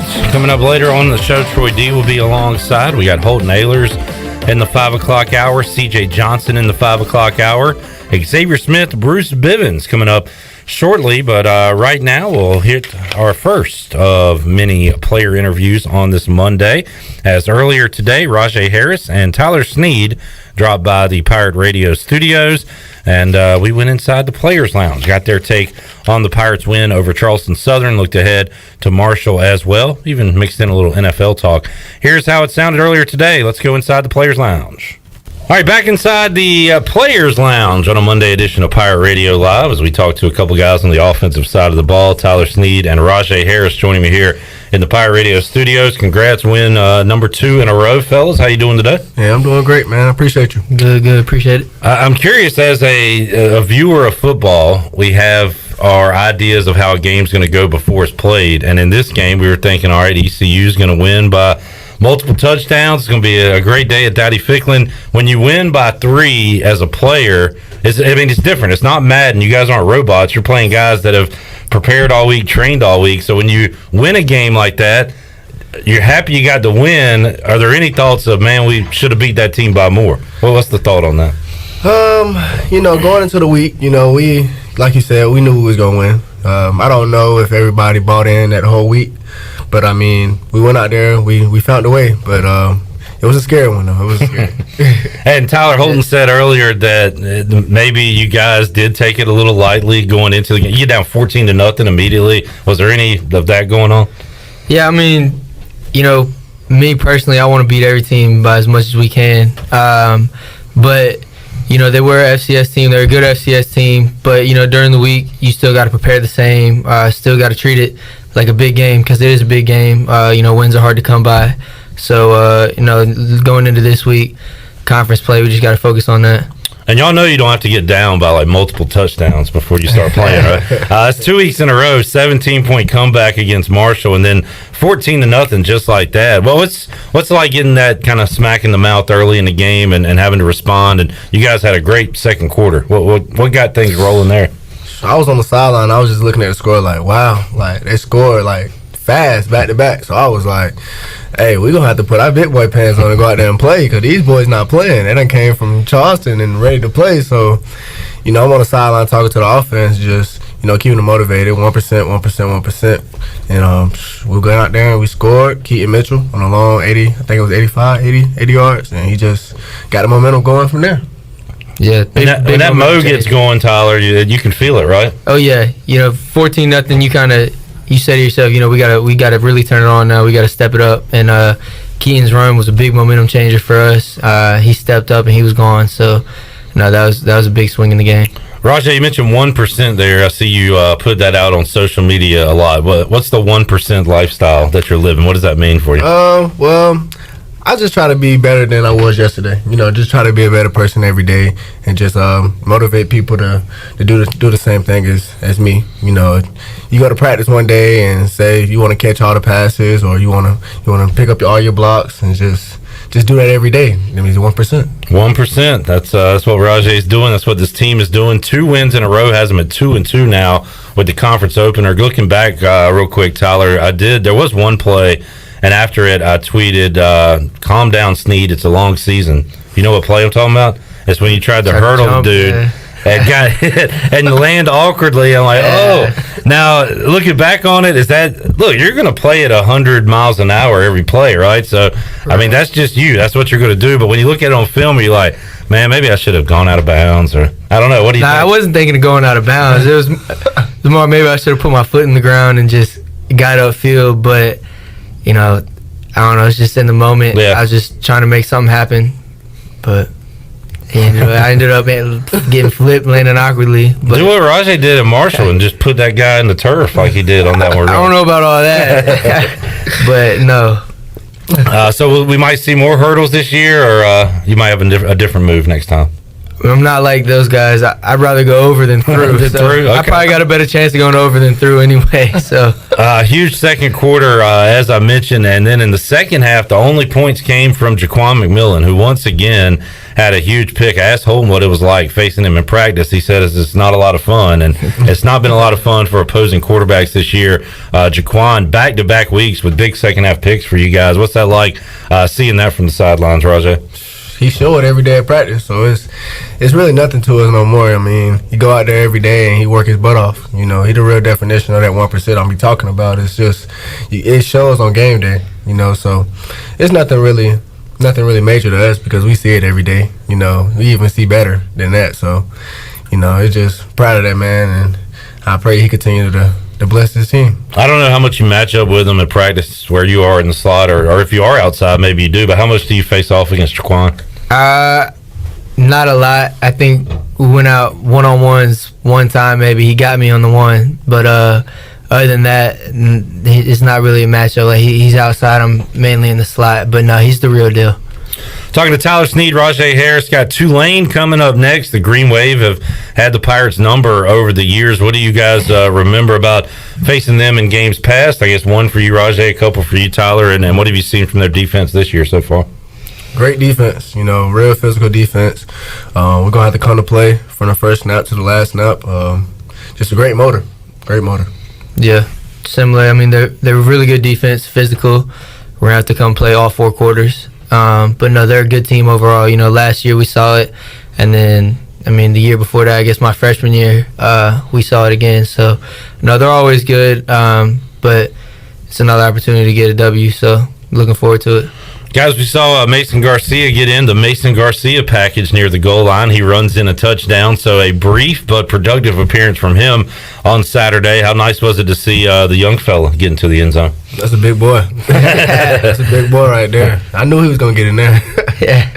Saw that with Trey Lance last night on your team. They put in a QB. The outcome didn't go so well, Rajay. He gave Aaron Rodgers too much time, but... you know, what have you guys seen in practice from Mason, from Stubblefield, these guys during practice as they continue to, you know, one day their number's going to be called. Might not be this year, might be in the future, but how are those guys behind Holton looking each week? They look good. I mean, they come to play every day, so, you know, it's a process. Like you said, they might not play this year. I mean, we don't know when their shot's going to be, but, no, I mean, like he's talking about the 1%, I feel like everybody buys into that and tries to get 1% better every day. And Rajay, I'm going to knock on wood as much as I can. You and Keaton have been able to go each and every week, but you got talented running backs behind you if need be. So who's kind of nipping at your heels to get some carries behind you and Keaton, Rajay, at the running back room? Pop, you know, Joseph McKay, he's been doing a great job. You know, he's just been really stand down into his time, and I believe when he get that opportunity, he's gonna take it and he's gonna run with it. Yeah, and looking forward to seeing some young guys. And how about you guys blow out Tulane so we can see some other guys play? You guys can rest a little bit. Most definitely. You guys are playing a lot of snaps right now. But 2 wins in a row, and it really sets you up for a big deal here. This will be, if you guys can get a win Saturday, the latest in the season. East Carolina's had a winning record since, I think, 2015. So since you guys have been here, and that gives you a lot to play for, a lot to get excited about, right? Mm-hmm. Man, it's gonna be great. You know, I came from a high school and you know I'm used to winning. So when I came up here last year, it was kind of, you know, a shocker. But like I talked about, like the first time we talked, man, everybody done bought in. Everybody's motivated to get it back to where it was a couple years ago. So, you know, I just think everybody ready for this year and ready for Tulane this week and UCF and whoever else next. It's just we're gonna check them off. It's big with the confidence too. We go 3-2. You know, just that, especially going into conference play, just bringing that confidence in every week. I mean, that'd be huge for the team. Definitely. Tyler Snead, Rajay Harris joining us. How was Sunday practice? Was it a tough one, a regular one? How'd it go for you? I mean, it wasn't too bad. You know, the meetings was kind of like, you know, it was crazy. But we went out to practice. We did the same thing, the special team circuit, and we ran a little bit. You know, did some team periods, but it wasn't that bad. It was about the same. And things were a bit chippy, it appeared, on the field Saturday night. A lot of talking, a lot of yapping. You know, if somebody does something to you, your natural instinct is to do it back as a football player on the football field. How tough is that to rein it in, guys? And you don't want to get a penalty for your team. So how do you control that on the field, guys? We'll start with you, Tyler. I mean, just being smart, knowing the whole situation. Obviously it was a close game, so every yard counts, with the field possession and stuff like that. But, for me, I don't take it personally. I mean, it's out there on the field. Anything can happen. Everybody's trying to win. So, just be smart about it. Rajay, you're a pretty cool dude when you come in here. I'm not going to try to tackle you on a football field. You're probably a different person, but how do you keep calm in those situations? I just try to stay disciplined. I can't let what they say get to me. Like, I don't know you outside the field. It's just, I be locked in. So whatever I have to do to win, that's what I'm going to do regardless. So I don't too much care about what they got to say. 3:30 kickoff coming up this Saturday. East Carolina taking on Tulane. My team lost yesterday. Rajay's team lost last night. Tyler's Cowboys will be on Pirate Radio tonight. They're going to lose tonight? Let's go ahead and sweep it. Let's get a losing sweep. Tyler, how you feel about a division matchup? Jalen Hurts and the Eagles coming to Dallas. What's going to happen tonight? Dak Prescott's going to lead them boys to a win. Cowboys. Sneed was already talking about a Super Bowl before we got on the air today. Yes. It's week 3, man. Relax, Cowboys. Super Bowl team. Yeah, man. I can't take this. I know. Let's wrap it up. Rajay, Tyler, great to talk with you guys. Good luck this week. Get another W. Make it 3 in a row, and let's keep it rolling, fellas. Yes, sir. Sound like a plan. All right, Rajay Harris, Tyler Sneed there. I didn't notice until I'm seeing the video on Pirate Radio, a picture of when those guys were here earlier today, that Rajay Harris is wearing a Slipknot shirt. Slipknot is a alternative metal, heavy metal band. I'll have to ask Rajay and Tyler. Remind me next week to ask about their musical taste and why Rajay Harris was wearing a Slipknot shirt earlier today, and if he listens to that band. Just something I noticed watching the Facebook Live feed. All right, let's get a break in. We'll come back. When we return, we'll talk to a couple of guys on the defensive side of the ball. Boy, they got smacked in the mouth early, responded, but probably faced the best quarterback to this point they've seen in 2021. We'll ask Xavier Smith and Bruce Bivens about that. You'll hear what they had to say about Saturday night, and talk about Tulane as well when we roll on back inside the Players Lounge when we return on Pirate Radio Live after this.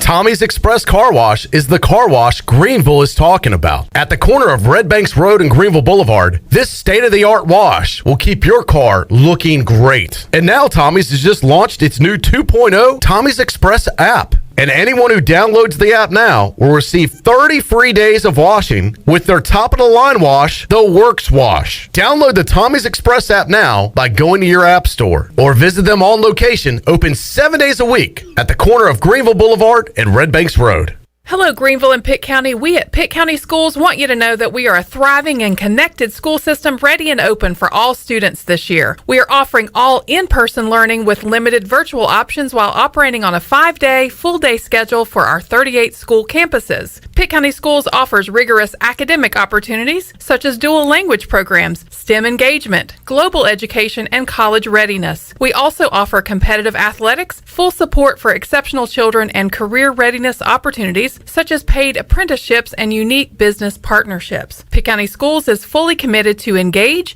empower, and elevate every student every day. Visit our website today at pittschools.org, where you'll find our new jam-packed strategic plan, our new mission and vision, our profile of a learner, or check out our unique preschools, elementary schools, middle schools, high schools, and early colleges. Pitt County Schools, engaging, empowering, and elevating every student every day.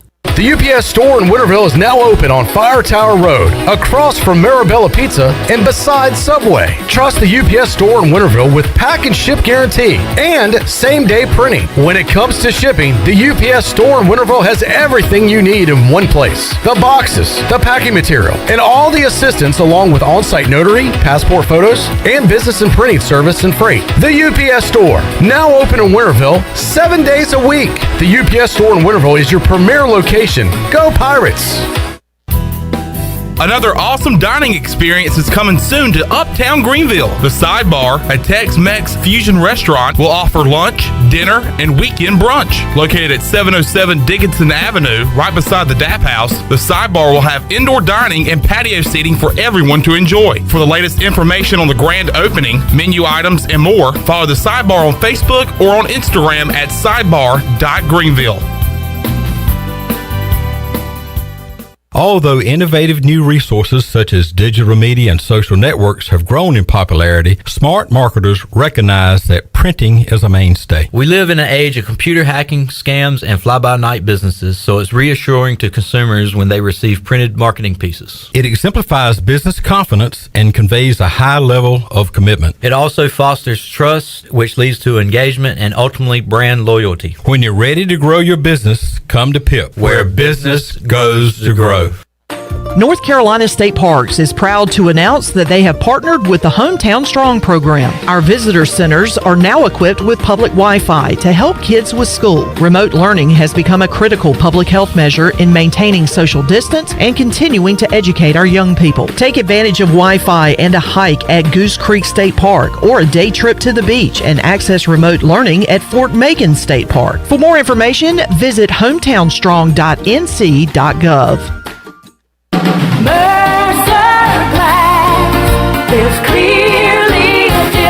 Hi, this is Todd Mitchum with Mercer Glass, Eastern North Carolina's most complete glass company. Mercer Glass specializes in windows, shower doors, auto glass, and mirrors. We can install or repair almost anything made of glass in your home or business. So give us a call at Mercer Glass. That's 752-5101. That's 752-5101. Hey everybody, this is David Glenn, and you're listening to my favorite station in Eastern North Carolina, Pirate Radio, the voice of the Pirate Nation.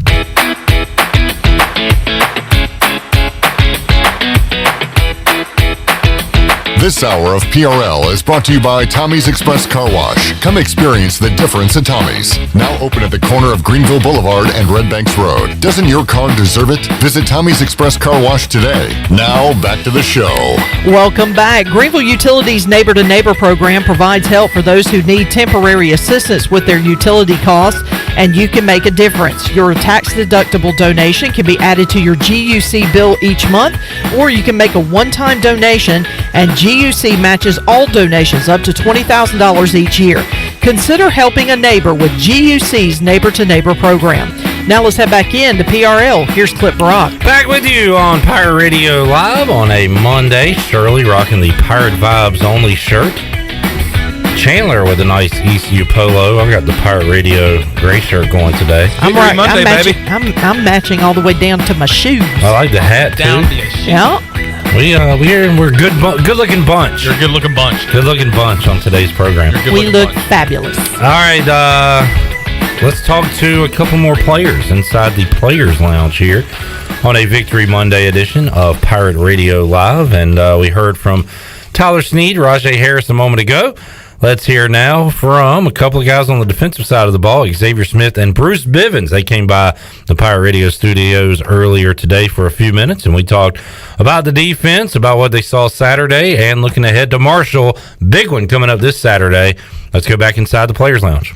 All right, back inside the Players Lounge here on a Monday edition of Pirate Radio Live, here with a couple of Pirate linebackers, Xavier Smith and Bruce Bivens. 2 straight wins for the Pirates. Welcome back, guys. How we doing on this Monday? I'm doing great. Doing great. I asked Sneed and Rajay about this. I'll ask you guys too. So you win the game. You're happy about that. Do you go into this game thinking, all right, we need to beat these boys by 21, 28 points? Or when you walk away from a 3-point victory on Saturday, are you celebrating? Are you happy? What's the feeling after a 3-point win like on Saturday? You always should celebrate your wins, and then you do some deep reflection on like the things we could do better and stuff. Kind of going back to the things I've said the previous weeks. Like we always gonna look at the things we get better to make our team better, but we always celebrate our victories. What a difference a couple of quarters make, Xavier. First quarter, 14-0 Charleston Southern. Second quarter, East Carolina, 24 points unanswered, and you guys figured them out defensively. What led to that? Well, why such a big first quarter for them and a huge second quarter for you guys? What was it like out there? I think we just have to treat every week like it's the best team we're going to play. I feel like mentally, we went to the game like expecting to win, and they came out and smacked us in the mouth. But once we like got that wake up call, that's when we got it together, and we can't go about weeks like that. So it's like important we just mentally focus and treat each week like it's a championship game. So that's like my biggest thing, like because we got a lot of younger players. So like as me and Bruce as leaders, it's important that we just like really push that on them, like treat every week like we're playing Cincinnati or South Carolina, because we all seen what we did against South Carolina, like, and then we like the week of preparation, we felt that like we knew we were going against an opponent. I feel like we kind of slipped this week, but a win's a win, regardless of the day. It was a little ugly, but still love the guys, and it was a great team win. And Jack Chambers, their quarterback, 405 passing yards, a couple touchdowns, had 54 rushing yards and a touchdown. Just watching the games this year, he's the best quarterback you've played against, I'll say. Did you guys feel that way when you were out there? Yeah, it was definitely hard to get on the ground. I ain't gonna lie to you. Yeah, he was a pretty good quarterback. He could run and he could pass the ball. So I mean, he was some great competition to play against. I remember talking to one of their writers last week from Charleston Southern. He said most of Chambers' rushing yards come from scrambles. They're not design runs. That's tough to prepare for, right? Yeah. So what was it like, I guess, scout team? Who was the scout team QB y'all were chasing around last week? Who were the scout team heroes from last week? It was Ryan and Walt, which both did a great job. They would do the same thing. Like, if a quarterback got a scramble lane and he an athlete, he's going to make plays, and that's what he did. He's a hell of a player. Oh, excuse my language. He's a great player, so like we just did what we could, get him on the ground, do our job. We had QB spy players, and he's a great player, and great players make plays, so that's what he did. Bruce, I feel like you played pretty much early on in your career, especially I guess maybe special teams before you got into linebacker. Xavier, you had that weird tight end to linebacker transition. So were you guys ever part of the scout team, or did you get right in the game? To be honest, I can't even remember. Yeah, I think I was. I probably was on scout team probably like for 1 week or so, right, or a day or so, and they took me off of there, because we didn't have no scout team players. We had some guys banged up and stuff like that, so I had to, just go fill in a little bit. But no, not really. How important are those guys for your preparation week to week? I mean, we don't talk about their names because we don't see them in games, but it's a big part of developing a program, right? Yeah, it's definitely huge for winning and losing games. The guys on the scout team, they're great players as well.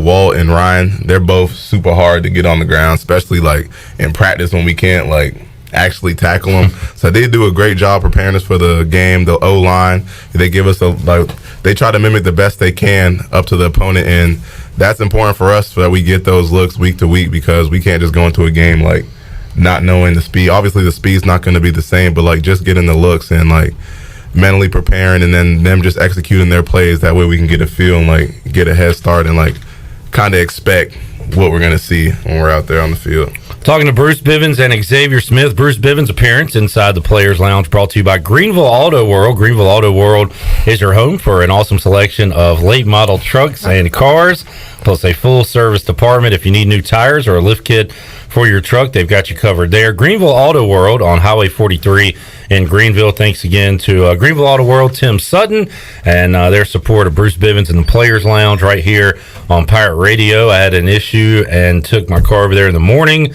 and it was done by the afternoon, ready to go. And Bruce, they do a great job over there. Yeah, they do a great job. Tim, he's a real good guy. You know, he'll make you feel, you know, like you're a part of his family. He'll do anything he can to help you, and man, he's just a great guy. That service over there is just amazing. I mean, I would, you know, recommend anyone to go over there and get their, you know, car looked at, go get a car, anything you need dealing with that. You ever heard him sing? No, I never heard him sing. I've heard him sing in my grandma's church back in the day. Oh, Dude really? can sing too. He can do it all. Yeah. So, Tim Sutton, great guy. Greenville Auto World. If you have issues, make sure you go there. Bruce, a sack, tackle and a half for loss on Saturday night. So you made some plays. When you went back and looked at the film, what'd you do well, and what you got to work on? How do you think you played the other night? I think I played okay. You know, I'm always going to be hard on myself. I feel like I left some plays out there, but you know, there's always room for improvement. So I feel like I could do a lot better than what I did. Xavier, how was Sunday's practice? You come off a win where you think you could have done better. So what was Sunday's practice like for you guys?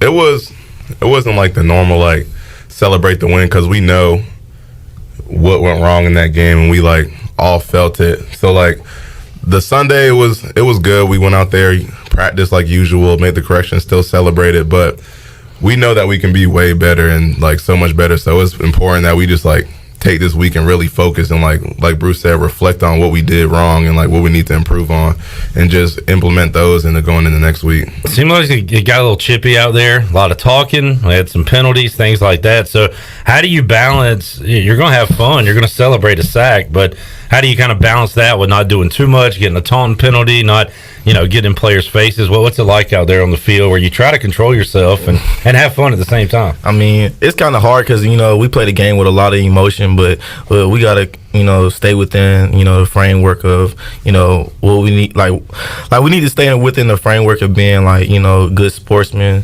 and, you know, celebrate with our teammates. I mean, that can alleviate all of that extra stuff. So second straight week with Keaton Mitchell deuce, and he's doing that to like our fans, right? And it's not taunting another player, but I did see he spoke after the game about he might have to, you know, put the fingers away going into the end zone from now on. So you don't, like, you want to have fun, but I guess there's a line you cross. But I don't know. I don't see nothing wrong with putting it up to your team, as long as you're not doing it to the other team. But is that kind of stuff discussed by the coaches with you guys? Yeah, that was a huge emphasis last night in the meetings, just like after the whistle stuff, celebrating like the taunting calls, some that we didn't get flagged, but like going into next week they'll be looking for that stuff. So it's important that we take those too, because there's a lot of points in the game where a flag could have hurt us, a flag could help us. So it's just important to take those, even though it's a rule we don't all agree with. At the end of the day, it's a rule, so we have to respect it. Bruce and Xavier, as linebackers, you're kind of there in the middle, and the officials around you. How much conversation do you have with officials, like during a game? Like, you know, do you talk to them at all? Do they talk to you about, hey, next time you do that, it's a penalty? What's the chatter like, if any? They might come up to you, and you know, I really don't say too much unless I hit somebody real hard or, you know, somebody going at me.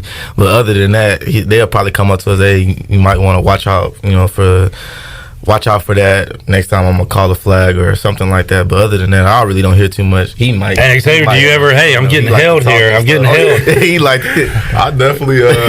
The ref talked to me quite a bit. It's not always bad. Like, I'll try to conversate and like make him my friend. Get him on your side. Yeah, that's what I'd be trying to do. Like during the game, like even before the game would start, I'll be like, hey ref, like, watch him right here. He can't block me. He gonna hold me all game. And then he'll be like, all right, I'll be watching. And then I got a flag, so like I'm gonna keep doing it. I try to do anything I can do to win, and that's making friends, you know. Yeah. To the rest, and that's what I'm gonna do. So I don't know how often you have the same officials every game, but do you ever look and see a guy and like, man, this guy again? Like, do you know the guys by their face or name at this point, or is it just different people every week? I know in high school I did. I can't remember them now. And I remember a couple of faces. Like one of the refs that we had this week, I definitely remembered him. Good or bad? Honestly, I just remember his face, but you know, the penalties can, you know. Yeah. Got Tulane coming to town this week. Positive note, guys. 2 wins in a row. You can get to 3-2. This will be the latest in the year. East Carolina's had a winning record since, I believe, 2015. So a lot to look forward to, a lot to be excited about heading into conference play for you guys. I mean, control we control. It sounds good on paper to do all that, but it's important we just focus on what we have in front of us, live in the moment. Tulane's a great team. We have to go to work just like we prepare for any other team. Just have a focused week, make the corrections, see what we did wrong last week, fix them, and then do a better job this week because that's what they're going to see on film. So we got to do a great job correcting what we put on film and just putting a better product on the field each week. Another talented quarterback you'll face, Michael Pratt, on the year, 10 touchdowns to 2 interceptions, and he's a guy that's I think still young in his career, but has played a lot of football. What do you guys remember about Pratt and their offense? I knew he was a pretty young quarterback, but he's a great athlete, and he could pass the ball and he could hurt you with his feet too. So we got to prepare for that. We just got to focus on us, honestly. So I mean. Xavier, you don't want to get down double digits every game, but at least you've proven the last 2 weeks that if you do, you can still win the game. So that counts for some, right? You're never out of it, no matter what the score is. It looks like. Yeah, I always preach the game ain't over until there's triple zeros on the board. So, it's important that we stay positive on the sideline because the sideline, if it's dead and we just really get down early, it can really hurt the team in the long run. So it's important that. The leaders lead, and we just keep that positive mindset, we're going to come back, get it going type deal. So that's what's important to me. I think that's really beneficial and, helps win a lot of games. Xavier Smith, Bruce Bivens here in the Pirate Radio studios in the Players Lounge. Bruce's appearance inside the Players Lounge brought to you by Greenville Auto World. Guys, good luck. Let's get win number 3 in a row, and we'll talk to you gentlemen again next Monday. Sir, appreciate you guys. Appreciate it. Xavier Smith, Bruce Bivens dropped by earlier today inside the Pirate Radio studios and inside the Players Lounge. More player interviews coming up in hour number 3 as Troy D will be alongside. We'll talk to Holton Ahlers at 5 o'clock and CJ Johnson at 5:30. Right now, we'll take a timeout, come back. We'll have part 2 of our NFL Week 3 recap. And have more for you on Pirate Radio Live. We are back with you after this.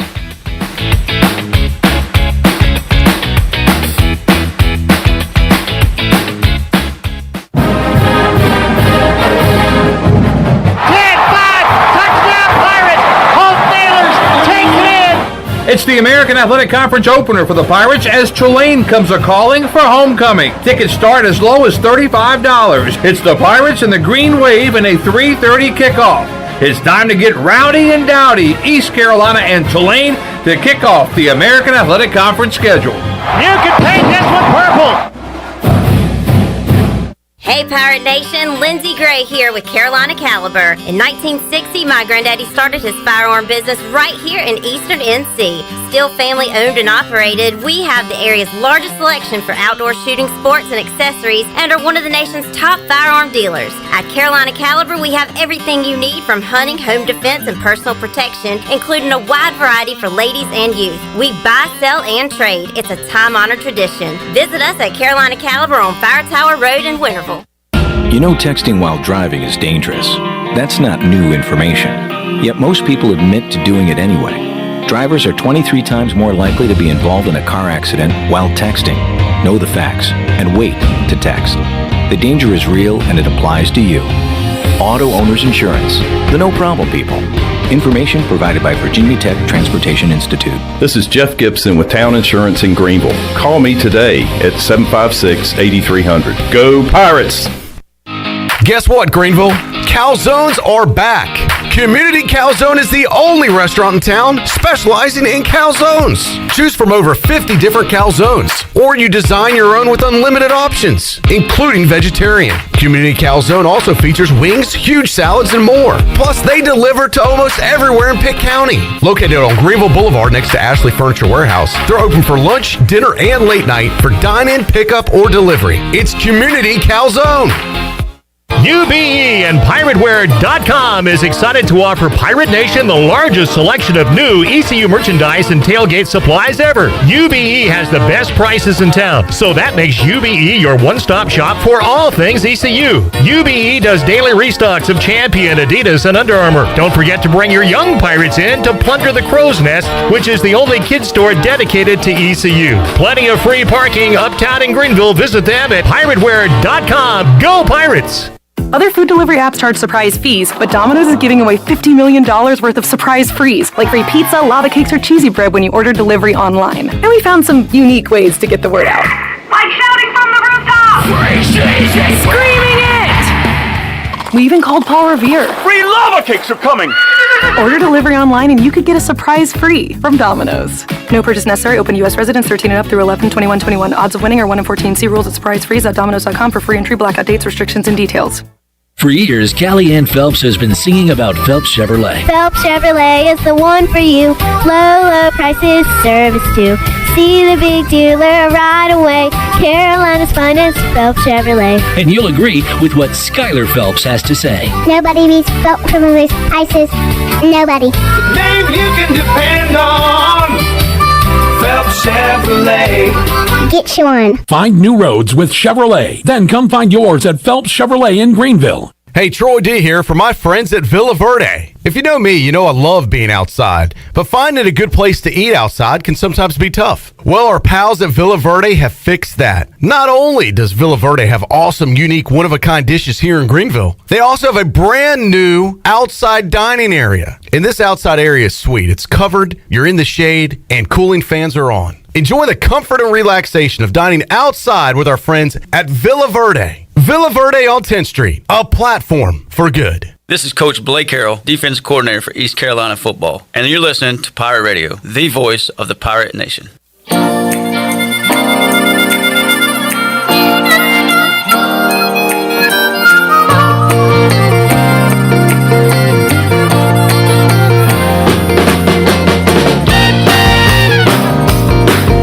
This hour of PRL is brought to you by Tommy's Express Car Wash. Come experience the difference at Tommy's. Now open at the corner of Greenville Boulevard and Red Banks Road. Doesn't your car deserve it? Visit Tommy's Express Car Wash today. Now back to the show. Welcome back. Do you have real estate questions about buying or selling residential or commercial properties? Are you curious about this current real estate market? Or do you need a property manager for rental houses? ECU alum Scott Harris with RE/MAX and SD Harris Properties can help answer every question you have and show you a stress-free real estate experience that'll be memorable and enjoyable. If you have real estate questions, Scott has answers. Give him a call today at 347-1857. Now let's head back into PRL. Here's Clip Brock. Alrighty, we'll go back inside the Players Lounge coming up at 5 o'clock with Holden Nailers. Also, you'll hear from CJ Johnson coming up live in the 5 o'clock hour. Right now, we'll talk more NFL. Kenny in Facebook Live says, you taking the Cowboys tonight? Well, here's what I am taking tonight. Tony Pollard over 2.5 catches. I like that. And I said before the year, my breakout star in 2021, unfortunately, is the Dallas Cowboys, CeeDee Lamb. I've been riding his yards over the first 2 weeks. I'm going to go over 82.5 yards for CeeDee Lamb. If I had to pick the game, which we did pick the games on Friday straight up, I took Dallas 3.5. I would probably still take Dallas, but man, you know, Kenny, all about these division games, how tough they are. But if I had to pick, gun to my head, I would take Dallas minus the 3.5. So. And I'm not good at picking, so hopefully that means Dallas loses tonight. So there's my pick, Kenny.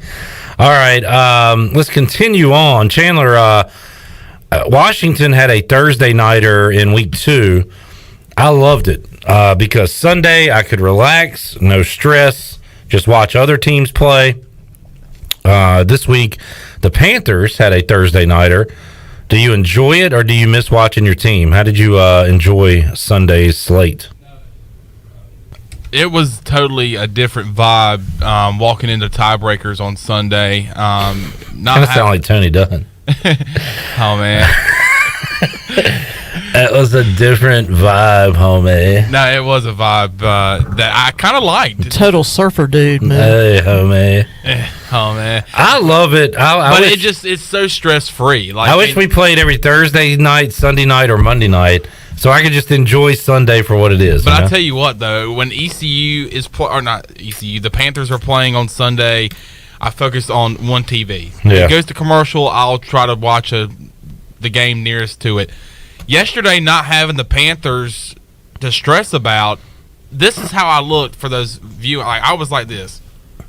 I didn't know which one to watch. I spent more time watching the Washington football team take on the Bills, and then also the Tennessee Titans take on the Colts, because one, they were on the TV right beside me, and they were right beside each other. So, but yeah, it was I like it, but I also, I like when the Panthers play on Sunday too. The Chargers knocked off the Chiefs 30-24, a back and forth game. Chargers got up early. Chiefs came back, took a lead, but Justin Herbert is the real deal. 4 touchdowns for Herbert. And, Patrick Mahomes and the Chiefs were very sloppy. 2 interceptions for Mahomes. They lost at least 2 fumbles. 2 fumbles, one by Hill, one by Clyde Edwards-Helaire. Wow. And it just goes to show, the Chiefs, they can turn the ball over 4 times and still almost win, but when you make that many mistakes, they are still human, and now they have lost 2 games in a row, and really due to mistakes. Clyde Edwards-Helaire had a fumble in the Ravens game that cost them that win, and then more mistakes yesterday, and they were unable to beat the Chargers. Chargers are 2-1. Yeah, and for those 4 o'clock games, I was able to go and slip over to the Buck. Buck. And they have a great setup over there as well, and they have a big projector screen to watch your football. Last week it was had the Panthers on there, Panthers and Saints. So I might slip over there next week, and I split it between different venues, but. Yeah, it was a different vibe for the Panthers not playing on Sunday. All right, we've already moved on from that. It's just a different vibe. All right. Shirley, rough day for Mac Jones. No kidding. Bill Belichick wanted to talk a lot about it in the postgame as Mac Jones and the Patriots lost to the Saints. 3 picks for the rookie from Alabama. And Coach Belichick was asked about it after the game. Bill, what did you see on Mac's interceptions?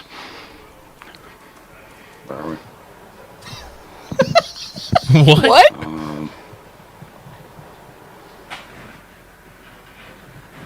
Well, probably the same thing you saw. Such a weirdo. Bill, what did you see on Mac's? Yeah, let's hit it again. Sorry. I want to hear that first noise you made. Oh, let me back it up a little bit. Yeah, back it up to the beginning. Okay. Back it up. Bill, what did you see on Mac's interceptions? What is that? That's not even...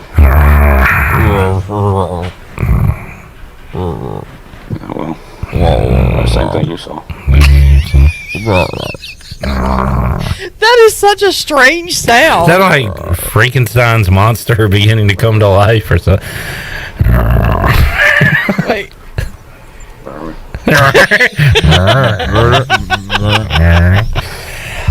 So that's what Bill Belichick thought about it. The same thing you think about it. So weird. Jameis, 2 touchdowns, no interceptions.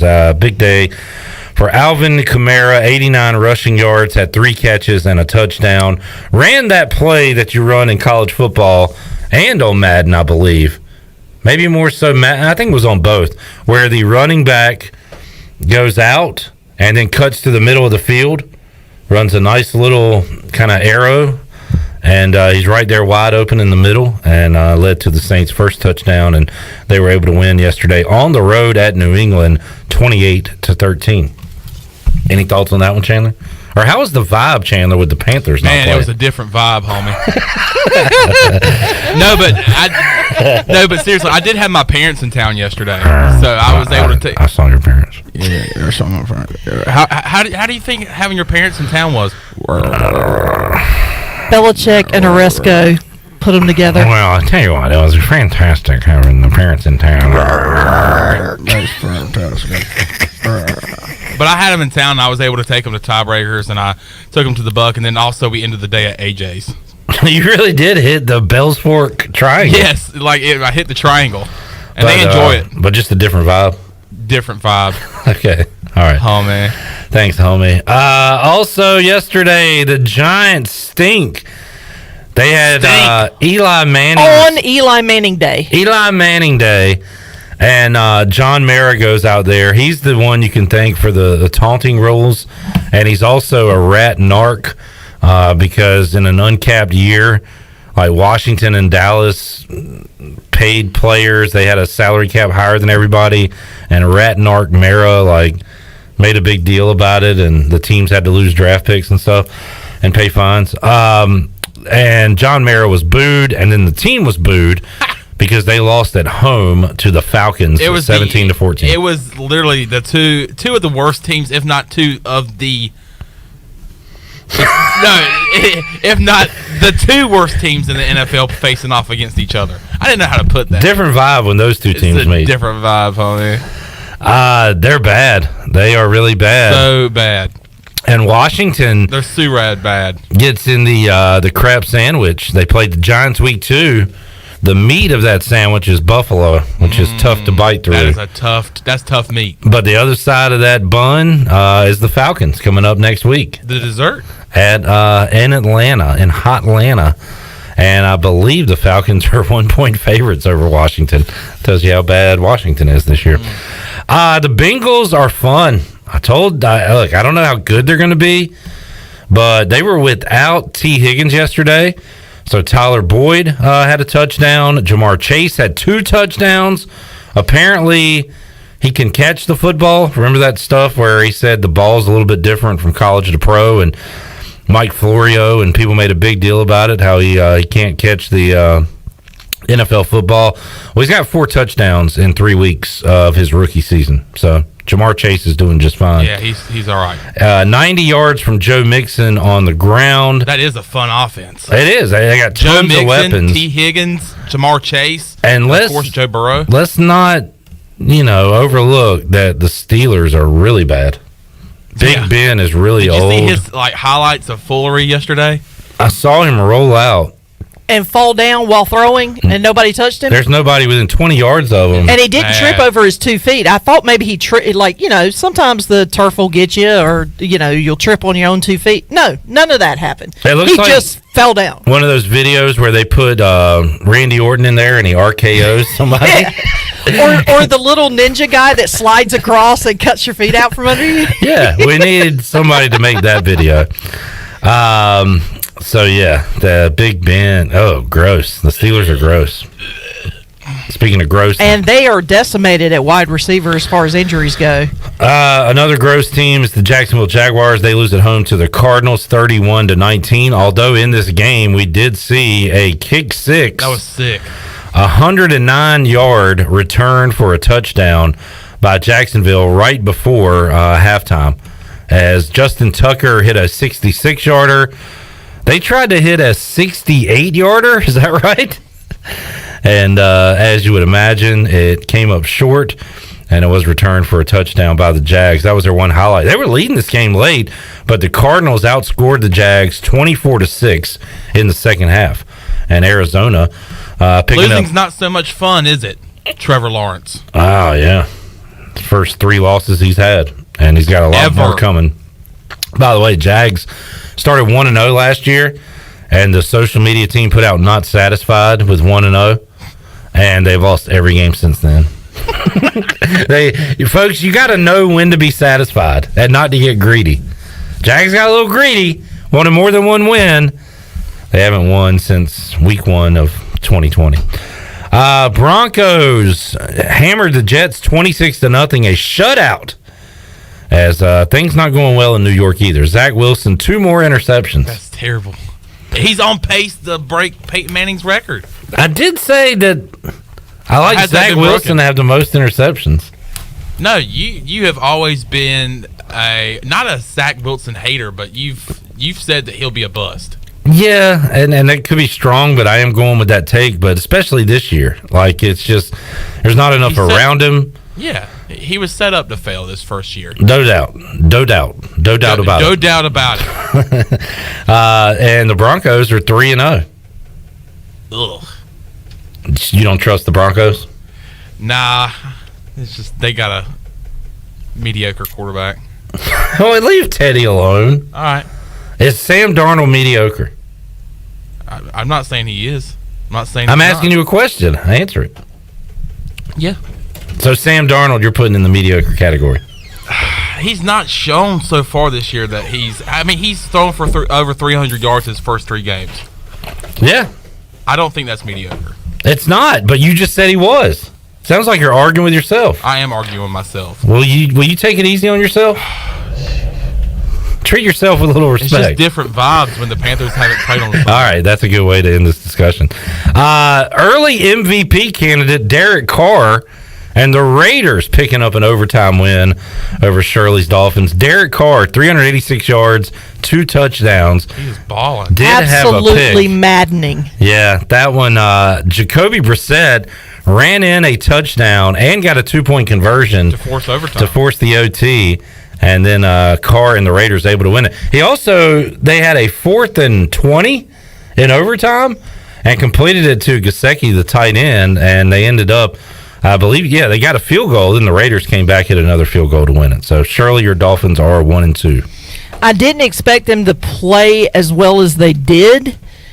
However, to lose by a field goal in overtime just drives me up a wall. Those are tough. I'd almost rather lose like Washington did when you know it's done when you early. know it's out of hand, you kind of just accept it. But they're easier to know move on that they from. had an opportunity to win that game and they didn't just drives me bananas. Potential NFC championship match yesterday in L.A. and the Rams won it. Big day for that Rams offense. They kept trying to hit Deshaun Jackson over the top. It didn't work the first 2 times, and boy, did it work the third time. 75-yard touchdown to Deshaun Jackson. Matt Stafford, loved him going into this year. 4 touchdown passes for Matt Stafford. If you're talking MVPs after week 3, and we'll see what Dak does tonight, but Stafford and Carr are the 2 up there, which you would not have thought maybe this time last year. I love Stafford when he got I wanted him to Washington. I think you potentially wanted him in Carolina. Yes. He goes to L.A. and looks like the real deal. But you wanted him before me, so I was, I was hoping that he would end up in Washington. I mean, man, it would be nice to have him right now. Yeah. It would be very to McLaurin? nice. Oh, that'd be deadly. Somebody get Terry the football. Vikings get their first win of the year, 30-17. Shout out to Blake Prohl. He sounded a little depressed last week with all the late losses the Vikings have had with last-second field goals. They were definitely due a win, and they picked one up over the Seahawks, 30-17. 3 touchdown passes for Kirk Cousins. Dalvin Cook looked at as one of the top 2-3 running backs in football. He was out. Didn't play. Alexander Mattison, 112 rushing yards for Minnesota. That offense got cooking yesterday. And then last night, even I thought there wasn't enough time on the clock. 37 seconds. I would have no been timeouts. There's no time. No timeouts. 37 seconds. Rodgers gets the ball. Not only does it happen, it's just Rodgers to Adams. Adams. That's the offense. Devontae Adams last night, 12 catches, 132 yards and a touchdown, and Aaron Rodgers, 261, 2 touchdowns. They beat the 49ers, who it looked like the Packers had put them away several times. Kudos to the Niners for coming back, taking a lead in that game, but the Packers get the last-second field goal to win it, 30-28. We will wrap up week 3 tonight right here on Pirate Radio with the Cowboys and the Eagles. Dallas, a 3.5-point favorite. Do you want to go back and talk about the Bears game? Yeah, we'll do that in hour 3 when Troy D is alongside. We recapped it earlier, but we'll get his take. Maybe we need fresh eyes on it. Maybe that 1.1 yards per play they had yesterday wasn't as bad as it looks on paper. We'll talk about it with Troy D coming up in hour number 3. I've got a nagging problem, and its name is Nagy. Not good. Is that supposed to be funny? It's not funny for any Bears fan right now. You're laughing through the pain. I know. It's just masking it. Oh, boy. We'll talk Bears. We will talk to Holton Ahlers. We'll talk to C.J. Johnson and make you a winner and a big Hour 3 on Pirate Radio Live here on a Victory Monday. We're back with you after these words.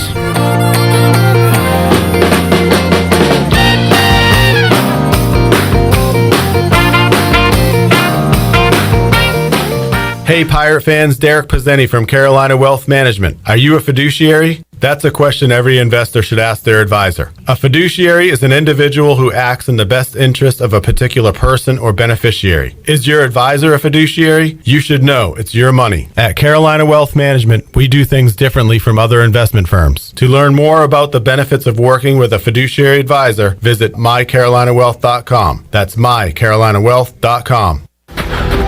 Why do I run? Is it because I'm driven? Because I love the challenge? God, no. I do it for the beer. If you're the kind of runner who does it for the beer, this summer you can get one on us with the Michelob Ultra Beer Run. Grab your run buddies and get out there, because this summer there's beer at the finish line. Sign up at ultrabeerrun.com and trade your miles for beer. The Buccaneer Music Hall is your beacon of music in the land of pirates and ENC. Open 7 days a week from noon until 2 a.m., the Buck features live music every night of the week. Tuesday is karaoke with DJ Captain Morgan. Wednesday is acoustic night. Thursday is the DJ dance party. And Friday and Saturday nights, it's live bands. Check out the Buck's Facebook or Instagram page for more information. The Buccaneer Music Hall. We'll see you at the Buck. Hey, this is Troy D, proud ECU grad from the class of '94. And if you know me, you know I love the 90s here at ECU. It was some of our glory days, including bowl games, the Peach Bowl, and even a March Madness appearance. Relive those days with my friends from Tailgate Classics. Tailgate Classics is a cool retro store with all types of merchandise, including the 90s ECU vintage tees and hats. Check out Tailgate Classics in person, 304 Evans Street, or online at shoptailgateclassics.com. Tailgate Classics, bringing back the throwbacks. Ahoy there, mateys! It's Captain Jack Spare of R&R Tire Express, your local tire and wheel shop in Greenville, offering affordable, easy payment options for easy ownership, savvy? Our customers love our treasure of tires and wheels, easy payment options, and customer care package, too. To learn more about R&R, stop by 3920 US 264 or rnrtires.com. If you are push mowing your yard using an inefficient lawn tractor, or your current zero-turn spends more time in the shop than mowing your grass, it's time you look at a Hustler zero-turn lawnmower. Residential mowers from Hustler are built like tanks and drive like sports cars. All Hustler mowers have fabricated, welded steel decks. Don't settle on cheap units with flimsy stamped decks from big box stores. Come see Ron Ayers Motorsports. It will guide you to the right mower for your property and your budget. Find us at Ron Ayers Motorsports, Highway 11 north of the airport in Greenville. Hello, Pirate Nation. This is Jamie Cuccinella, inviting you and your family to come by Cuccinella's Pizzeria and Italian Ice. Cuccinella's has been serving our special family recipe New York-style pizza since 1932. We think you'll taste the difference in just one bite. When you come in for a pie, don't forget to try our house-made Italian ice or gelato. We make small batches every day from scratch with all fresh ingredients. Cuccinella's on Old Tar Road across from Plant and See, Cuccinellas.com, and on Facebook and Instagram. Be sure to check out David Price Construction for all of your commercial or custom residential renovation and building needs. Run by ECU alumni, David Price Construction specializes in commercial projects, maintenance on facilities, and large-scale residential renovations and additions. Proud to be voted the Remodeler of the Year by the Home Builders Association of Raleigh-Wake County in 2018 and Best Business Commercial Remodel Project winner for 2020. David Price Construction, the proud ECU Home Services partner. This is Pirate Radio, WGHB Farmville, 1250 and 92.7 FM Greenville, WDLX Washington, 930 and 104.1 FM Washington.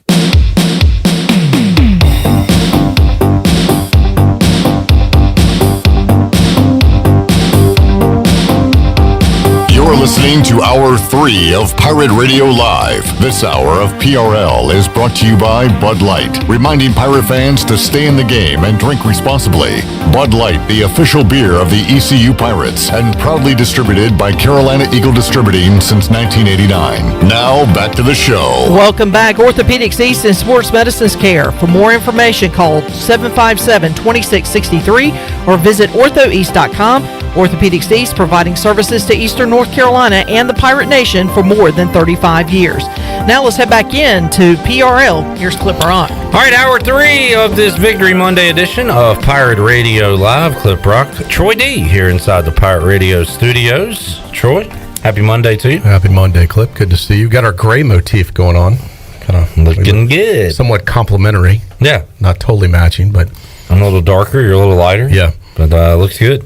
Looks good. Just noticed. You sound kind of subdued. You are? Yeah, I've just got to work myself back up into game mode. All right. You were yelling on Friday. I was all fired up on Friday, and I'm still fired up. Hey, Pirates are 2-2. I put this out there last night. We talked. How many times did we talk about what would you take coming out of non-conference? Yeah. And realistically, obviously you love to be 4-0. That probably wasn't realistic. 3-1 would be awesome. Yeah, that would be a great scenario. But 2-2, would you settle for 2-2 when we talked? Sure. In May or June. In fact, we said you almost have to be at 2-2 if you want to go to a bowl get to the promised land, which right now is a bowl get to a bowl game. Right. So we all and everyone we talked to was in agreement. We'll take 2-2 right now. Yes. Knowing nothing else. Yes. Well, here we are. Yep. 2-2 with a chance to go 3-2 this weekend. Let's do it. We got enough with the negativity. Well. I know it's a weird path we took. And once again, you were yelling on Friday about how if you don't crush this team, it's not going to. I said Friday, if we don't throat stomp this team, and if it's a close win, our fan base will make it feel like a loss. That is true. And it happened. That is true. We were lucky to get out with the W. Now, listen, they did what they had to do. They got the W. But it came down to the last play of the game. And if Charleston Southern gets another flea flicker here or there, and they score on that play, we're having a very different discussion today. That quarterback is terrifying. I'm still having nightmares about him. He's a great athlete. But, the Pirates won, so that's what they had to do. They've had a couple close wins now here back-to-back. They could have had 3 close wins back-to-back if they were able to take care of South Carolina. I said all these games, the margin of victory and difference is going to be very thin. And this has been proven true. I've seen a lot of people say, well, yeah, we could be 0-4, and then some people say, well, we could be 3-1. We could be. I mean, we could be 3-1. We could be 0-4. That's true. Both those statements are fair. Yeah. But the fact is, the Pirates are 2-2. Let's move on. Let's go into conference play. Focus on Tulane. This is not, once again, I think don't take Tulane lightly. We've learned don't take anybody lightly. Tulane's favored. What are you talking about? Who's taking Tulane lightly? I'm just saying. In fact, I think we took Charleston Southern lightly. Especially you, since you kept saying their name wrong. I know. I was calling them Georgia Southern. I was disappointed. I did take them lightly. I got to say, I was disappointed to hear some of the players and say that kind of was the case. Now, they've kind of owned up to it. Yeah. They took them lightly. I thought this was going to be like a 50-3 game. I really did. I thought that on Friday. I think the Tulane game will come down to the wire again, and I think it's going to be a close game. But I think the Pirates bounce. It's funny to say bounce back from a victory, but that's kind of how it feels, right? Yeah. I say the Pirates bounce back and win Saturday, and usually I don't put my prediction out there till Friday. I'm telling you, I have a feeling again, just like I did before Marshall. I'm 3-1 on the season when it comes to predicting ECU wins and losses, and I feel East Carolina will win Saturday. And I'm just putting it out there now. I hope that's the vibe I have, homie. I hope that feeling is right, homie. Matt says the coaching staff will be rough on them this week, which should be good for Saturday. I don't know if you've heard our Players Lounge interviews, but Xavier Smith pretty much intimated that this was not a typical win practice after a win on Sunday. I agree, and I'm glad to hear the coaches are. Yeah. Look, it's been said many times. I heard a lot of people say it in the fifth quarter. I heard Brian Bailey say it. I heard you say it. Look, are there plenty of things to clean up and fix? Yes, absolutely, especially the unforced errors. The stuff that we can control, like the personal fouls and the stupid penalties that weren't like, a questionable holding call or a pass. The stuff that's obviously that was dumb. That sometimes these targeting calls could go either way, and I think they're a little overzealous at times where it's not intentional. Let me just say that. Maybe they rule it a targeting, but he wasn't trying to target the player, that type of deal. Some of these personal foul calls, though, that's got to be cleaned up. Definitely. And Xavier Smith says that was addressed by the coaches. And I still don't know. How do you feel about the Keaton Mitchell when he's going into the end zone? The first time he did it, he waved, which I thought was kind of cool. Yeah. That was a couple games ago. It was against Marshall, yeah. But it was a couple games ago. I like the wave better than the deuces. For me, I thought the wave was kind of unique. I haven't seen a ton of people do that before. You see deuces a lot. But I don't, and he's doing it to our sideline. I don't feel that it's taunting. It's not really taunting, it's like, hey, it's just kind of I don't think that's out of line. I don't have an issue with it. I think it's kind of cool, actually. But he did say after the game I don't know if the coaches agree with me. And he might have to cut it out because something else Xavier Smith and Bruce Bivens alluded to, some things that went on this past Saturday might be called in the future because you start to get a reputation and say, hey, watch out, this player's doing this. There's a lot of, after the play, after the whistle stuff going on. You don't want some ref using that as an excuse. And going into a game saying, I'm calling this. Right. And like wanting to call it. You know what I'm saying? I mean, I thought it's kind of cool because when he's doing it, he's on his way to score a touchdown. And it's on our side, our fans this time. So. I thought it was fine. I thought it was pretty cool. It was right in front of my seats, actually. But I understand the coaches if they have an issue with it. Yeah. But that to me, that is not taunting a player. That's just kind of having fun going into the end zone. Yeah. So. I mean, speaking of waving, Antonio Gibson from Washington on Thanksgiving last year literally waved to a Cowboy as he was running in the end zone, and I thought it was the coolest thing ever. That's funny, too. And but when Mitchell did it, he was waving to no one in particular or to our fans or whatever. So, not a player. But anyway. But that's something that we got some calls on, and it sounds like, according to the players, something they're going to be cleaning up this week. Yeah, I mean, I think it'll be an energetic week of practice. And I do, as I said, I think the Pirates kind of bounce back if there is such a thing after a win. But I think most Pirate fans would understand what I'm saying. But I do feel a bounce back victory off this victory is in store. And then, if that's the case, Clip, Pirates start conference play 1-0. And only 3 wins away from a bowl game. With Navy, South Florida, and Temple still on the schedule. Yeah. And I do believe 6 wins is attainable and will happen this year. You got 2 desperate teams this Saturday, Troy D. Tulane, everybody probably saw what they did against Oklahoma. Yeah, they look good. And since then, things have not gone great. They rolled up 69 on Morgan State. That's fine. Yeah. But then they give up 60 to Ole Miss, and then they lose to UAB at home last week. UAB is a good team, a bowl team, but at home, you hope you can win that game. So they are desperate right now. Right, both teams kind of desperate for a win. And this could, it seems like I hate to say it, but every week it seems like it gets bigger and bigger. And not that I really did feel that Charleston Southern was a must win for ECU. I mean, I just felt that they had to win that game to keep the season alive and the motivation and the bowl hopes and all that stuff. And we've talked to a lot of players. All their goals are still in front of them for what's realistic for this year. Tulane's a big one for conference play. This is not Cincinnati we're playing, and they're not, as I said, they're not going to be easy, but this is one of those games at home that you got to, and we've seen spurts of East Carolina do it. I think you saw it in the second quarter this past weekend. You saw it in the fourth quarter against Marshall. You've seen it, That's this the problem. team. Those are the only 2 quarters we've seen. If they can put it together for 4 quarters, this team could be amazing. But they've got, they've put it together in spurts. The challenge is, how do you do it for 4 quarters? Looking for a 3-game win streak for the first time since 2014. Is that right? I'm guessing. Is that your guess? Oh, that's my guess. That's a question, not if it's statement. Not, I'll check 2015. If it's not 15, it's definitely 14. It has been a long time. Got to go back to Coach Ruff's tenure. Yeah. And since the last time they had a winning record in October, Troy, you got to go back to 2015. Yeah. In 2015, they won a couple in a row, and that's it. So, 2014, Troy D. Yeah, it's been a long time. The last time East Carolina has won 3 games in a row. I'll have the games. Look, we've got a lot of folks that have become Pirate fans that haven't even been here since then. You know, I mean, think about if you came to school at 2015. You've yet to see a 3-game win streak? Yeah. Yeah. I mean, at 2015. So if you started at East Carolina 6 years ago, you've yet to see this team win 3 games in a row. We've had people come and graduate. Many. Yeah. Thousands. Yep. 2014, Virginia Tech, North Carolina, SMU, South Florida, and Connecticut. 5 straight wins in 14. That is the longest winning streak. We've had a high of 2 wins in a row since that, 7 years ago, Troy? Yeah. And only a high of, 4 wins for a season, which was last year with Mike Houston.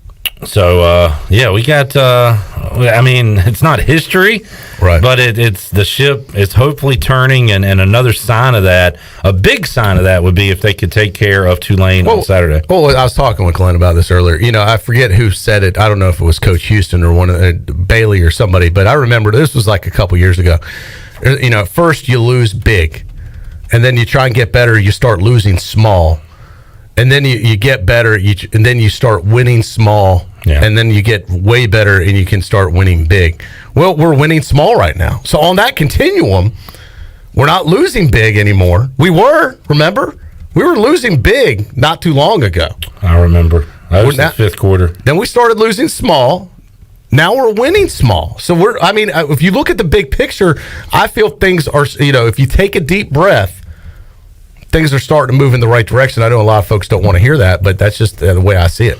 Winning small against Marshall is different than winning small against Charleston Southern. Well, it's still winning small. It is. It is a small So the next step is to win big. Yeah. But I'm fine with winning small this Saturday against Tulane. Absolutely. If they want to get a 1-point win and sneak out of there, that's fine. Yeah. Let's just get the dub. Yes. All right. You want to hear from Holden Aylers? I do. All right. We already did earlier today. We did. Now we'll let everybody else hear. I thought it was a great conversation with Holden. I thought he was very open and honest. You say it every time. You're like, man, that's one of the best ones. Troy, Holden's good every time. No, I know, but each week I think, with us, he's getting better and better. You say that's one of his better ones. I'm like, well, he's consistent. No, I know. I say that. One thing about Holden Aylers, win, lose, good, bad, he is on a flat line, which is what you want from your quarterback. I thought he was excellent today. I look forward to hearing it. Listen, I look forward to hearing it again. I thought it was so good. Well, let's hear how you and I did. All right, we'll critique ourselves now. And Holden Aylers, as we talked to him earlier today inside the Players Lounge, here's how it sounded. Let's head out to the Fixed NC live line and talk to the starting quarterback of the East Carolina Pirates. He is Holden Aylers, joining us on a Players Lounge edition of Pirate Radio Live. Holden, how you doing today, man? Good. How are you guys doing? Doing good. Appreciate your time, as always. Holden, I joked last week that, the offense really got going after being down 17 in the 4th quarter to Marshall. Maybe we should spot Charleston Southern 17 points. And I wasn't being serious about that, Holden, but the team did spot Charleston Southern 14 points, early 14-0 deficit in that game, Holden. How do you take a smack to the face like that and respond the way you guys were able to do in the 2nd quarter? Yeah, we didn't handle success well from the week before, and everyone telling us we're all this and that. We're going to go out there and kill them, and we let it get to our head, and we just came out not ready to play. And to be honest with you, we played about 1 quarter of good football there, and the rest was not good football at all. So we just got to learn from it. We got out of there with a win, and we're 2-2, and that's the main goal. But we definitely got to learn from that and be better from it. Holding this, Troy, how much of it was East Carolina not playing at their best versus obviously Charleston Southern, I think, playing at their best and really kind of exceeding expectations of what type of team they are?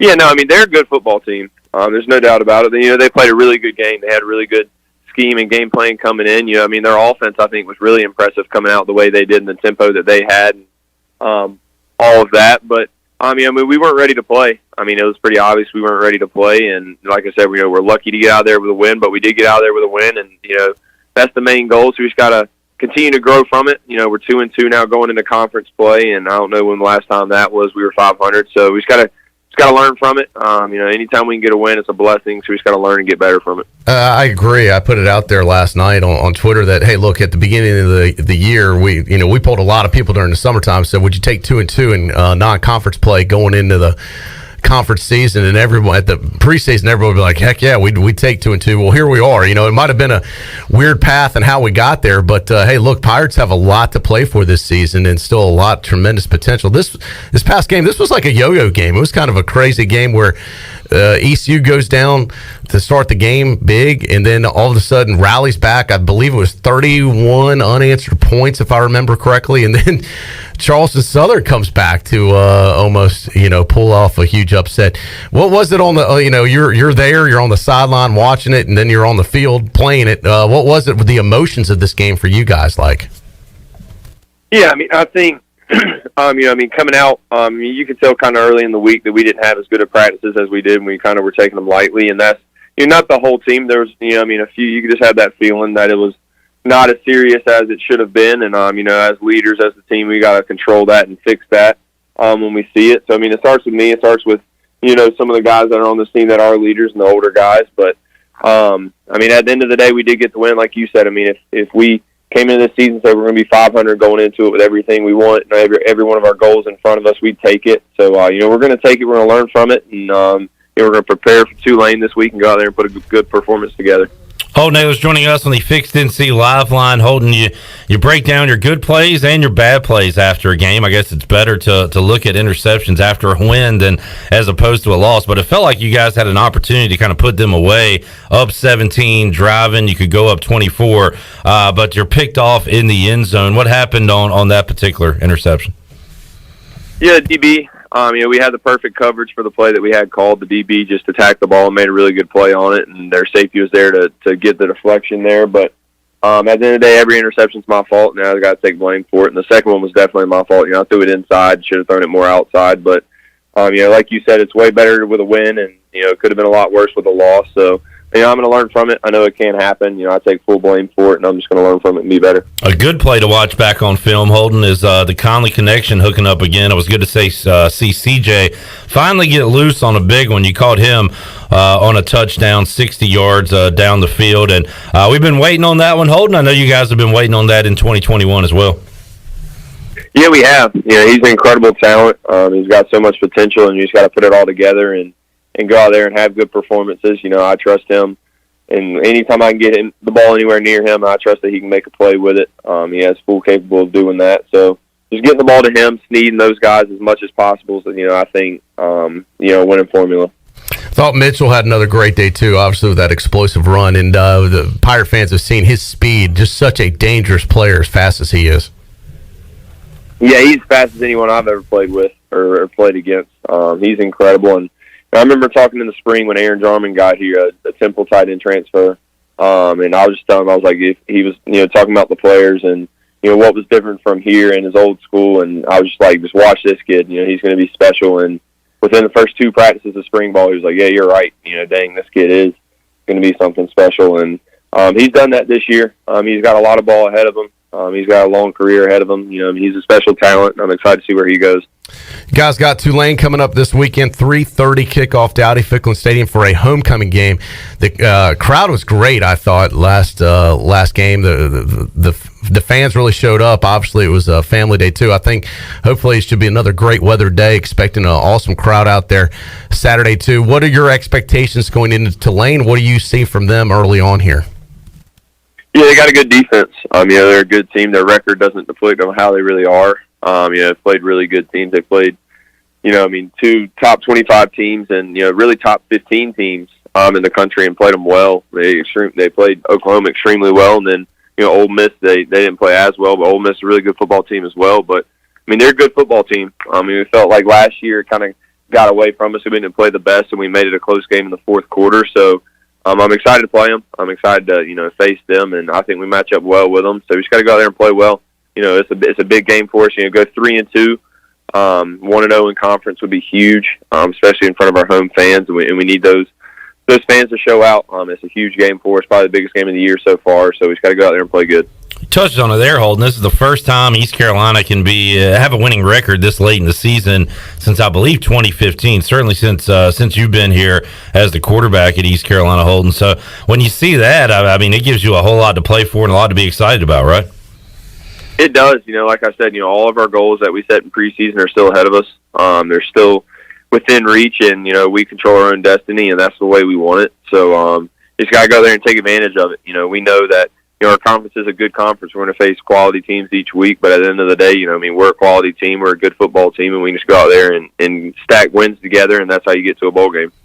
Holden, and before we let you go, back-to-back weeks for Jaquan McMillan, just huge second-half interceptions. One came at the end of the game against Marshall, pick six in the third quarter against Charleston Southern. I'm curious, what's your personal record like at practice with Jaquan? I got to imagine those are some good battles. He's probably got you a few times, and you're able to get him a few times. What's it like battling him in practice? Shoot, yeah, man. I mean, he's one of the best corners in the country. He has been since his freshman year, since he stepped foot on campus, and he's a great guy. He works extremely hard. He doesn't say too much. He just works hard, keeps his head down, and works. And is a great leader for the team. But yeah, I hate going against him in practice. It's good for the receivers to go against someone like that. But yeah, it ain't too fun going against someone like that for me. Having to put the ball exactly where it needs to be, or else he's going to either pick it or knock it down. So, but it's good competition. Going against someone like that can only make you better, and that's what we've done. Well, Holden, good luck this Saturday for homecoming, 3:30 kickoff. As we mentioned, tickets are still available for fans that have not gotten theirs yet. Look forward to seeing you out there again, and obviously we'll catch up with you again next week inside the Players Lounge, and look forward to talking with you next time. For sure, guys. Thanks for having me. All right, Holden Ahlers inside the Pirate Radio Players Lounge here on a Monday, and great interview with Holden Ahlers, as it is every week, Troy, yeah. And I'm kind of disappointed that the guys admitted that they just didn't have 100% going and take it fully serious last week. And I was worried about that coming off the Marshall win, but, talking to the players and Bailey and Jeff Charles that talked to Mike Houston, he said they'd had good weeks of practice, but it didn't sound like it was good enough, certainly, and we saw it on the field Saturday. I think the players are human, just like everyone else is, and sometimes you see the opponent, you're like, well, this should be a lesser opponent. It's what East Carolina's made a living on in the past, where teams overlooking ECU, thinking ECU is a lesser opponent. We got to be careful that doesn't happen the other way around. Yeah, and look, for me, I was overlooking Charleston Southern. I've been really looking forward to this Tulane game, a conference opener, kind of a barometer game to see where East Carolina is as a team, a program in 2021. So I was overlooking them. You were probably overlooking them, but as players, I was cautioning not to. I just felt like this is the game. If you're going to roll up and really have a big win, this was a good opportunity to do so. And if you are focused and execute and do all the things you're supposed to do, I think you could have, but things got out of hand and they found themselves in a hole. But I give East Carolina credit. They dug out of that hole. And then there was another hole dug, and they climbed out of that one. It was, There's too many holes for this game for my liking, Clip. But that start to the game, I was worried about. Oh God, it was a little shell shocked. Yeah, definitely. Yeah, but they rallied second quarter. 31 unanswered points. 31 unanswered. Yeah, and it felt like you were, like I said, they were up 17, driving. I was just about to fire off a tweet like, all right, well, it wasn't pretty to start, but well done, Pirates. Let's get some backup in. Yeah. Backups in. Let's go home. I was going to put out there, but people can take my jokes the wrong way on Twitter. So I was going to say, remember Friday I said they need to make sure that they run up the score on this one. We made a big deal about running up the score. I guess they were listening. It was just the wrong team when it was 14-0. It almost was 21-0 at one point. I was like, I meant us run up the score on them, not the other way around. I did put out there that I guess we can still get backups in if we're down by 45 instead of up by 45. Then I said, who's scheduling these non-conference games? When are we going to schedule some easy non-conference opponents? I thought this was one of them, and turned out it was a tough one, yeah. Matt, thank you for listening. You graded us out on the questions. A+ on the questions by Clip Brock and Troy Day. Thank you, Matt.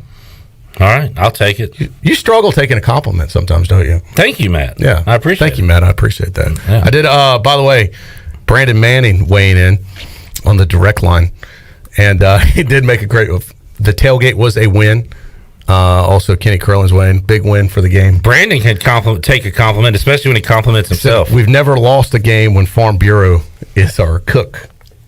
Now, that wasn't the first time? No. So I guess he's undefeated when he does our tailgate. Which, is by that the way, accurate? Great job by Brandon Manning with the food. Brandon, what other games have you cooked? I have not fact-checked that, but I'm going to trust he has. All right. So undefeated with Brandon Manning at the tailgate. If that's the case, then you're going to have him out there Saturday, right? Well, you got to keep it rolling. If he wants to. Okay, Brandon, you better get back out there with that cooker and all them chickens. Yeah, you can mix up the menu if it's you a lot want. of work. Yeah, maybe we need to change the menu around. But we need you out there, man. You got to do whatever it takes to keep this winning streak alive. Keep it going. All right, let's take a time out. Shirley, let's go and open up the booty bag here on a Monday. Make somebody a winner. Booty, booty, booty, booty, booty everywhere. Booty, booty, booty, booty, booty everywhere. All right, 317-1250 is your number to call in. And Shirley, what are we giving away on this Monday? How about a $25 gift card to ENS Hemp Company? ENS Hemp Company, a $25 gift card. It can be yours if you are caller number 10. Caller 10, 317-1250. Hey, Clip, we'll hook up with C.J. Johnson on the other side of this break inside the Players Lounge coming up in just a couple minutes. We were waiting on it. We finally got it. Ehlers to CJ on a big play. We saw it Saturday, and we hope to see it a lot more in 2021. More to go when we return back inside the Players Lounge with CJ Johnson after this.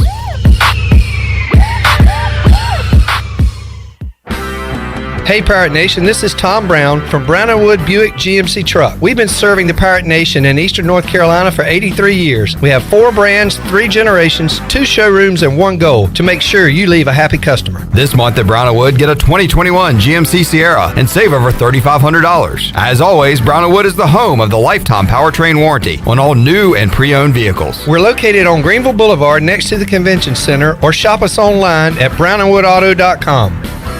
Eastern North Carolina's choice for window tinting, signs, graphics, wraps, graphic design, and more is Signs and Tint. Signs and Tint is family owned and operated right here in Greenville, and their NC licensed electricians specialize in ceramic coating, vehicle wraps, and more. Signs and Tint offers 10% off for military and first responders. Also, make sure to mention Pirate Radio at checkout for a discount. Stop by their office today at 801 Staten Road or visit them online at signsandtint.com. On Saturdays, your team needs you, your sofa needs you, and you need a Jersey Mike's sub. Get it all with free Saturday delivery when you order through the Jersey Mike's app. Jersey Mike's, a sub above. This Saturday, while you watch the game at home, we're watching the grill at Jersey Mike's. Order through the Jersey Mike's app for free delivery on Saturdays, unless you're going to miss hearing this. Jersey Mike's, a sub above. Are you suffering from anxiety, sleep issues, or chronic pain? Have you heard of CBD? You can learn about the benefits of CBD right here in Greenville at the Hemp Garden. Hemp Garden offers a variety of products and solutions that are truly making a difference in our community. Hemp Garden also provides products that can assist with energy and focus. Have a pet? Come check out their selection of CBD pet products. Visit Hemp Garden to speak with a CBD specialist in a relaxed and welcoming environment today. Exclusive discounts are offered to first-time customers. Hemp Garden, located at 3040 South Evans Street in the Target Shopping Center in Greenville. In studio with Gloria from Kinetic Physical Therapy. Gloria, what is cryotherapy? Cryotherapy is when your body is exposed to extremely cold but therapeutic temperatures for several minutes. It has many benefits, including decreased pain, decreased inflammation, increased energy, and improved overall wellness. That's why at Kinetic Physical Therapy and Wellness, we offer a wide variety of services, including cryotherapy. So whether you're an athlete or whether you just want to give your health a boost, cryotherapy will help to ensure that you're feeling great and living well. So come chill with us and you'll be back for more. Blue 42! Blue 42! Unlike football, life doesn't take a timeout, and anything can happen at any time. Unfortunately, anything isn't always a good thing. You need auto and life coverage, and agents there for you 24 hours a day, 7 days a week. You need North Carolina Farm Bureau insurance. Timeout? Not even in our vocabulary. Pirate fans, call Carlton Ventures or Brandon Manning at 756-3007. North Carolina Farm Bureau Mutual Insurance Company. Farm Bureau Insurance of North Carolina, Inc. Southern Farm Bureau Life Insurance Company, Jackson, Mississippi. An independent licensee of the Blue Cross and Blue Shield Association. Come and explore great shopping in downtown Washington at Naughty Life. Hi, this is Gina from Naughty Life, and new fall merchandise is arriving every day, featuring all the new Yeti products, like the loadout buckets and waterproof dry duffel bags. We have new fall clothes for men, women, and children. At Naughty Life, we have something perfect for any occasion, like new jewelry and a great selection of sunglasses from Costa, Reflect, and RCI. Visit Naughty Life on Main Street in historic downtown Washington, and like us on Instagram and Facebook. I'm Michael Vaughn with East Coast Grading and Utilities. Many of you know my dad, David Vaughn, and his work in putting in subdivisions all over Pirate Nation. But East Coast Grading and Utilities is not just for those type of big jobs. We're here for the homeowners. Whether it's concrete, driveways, hauling rock, or sand, whatever you need, East Coast Grading and Utilities can get the job done. Call us at 252-531-7494 or check us out on Facebook at East Coast Grading and Utilities. Pirate Radio. And you write that down, because when you're at East Carolina, you go for it every time. Or you don't coach at East Carolina, you don't come to East Carolina, you don't play at East Carolina with a weak heart. Write it! The voice of the Pirate Nation.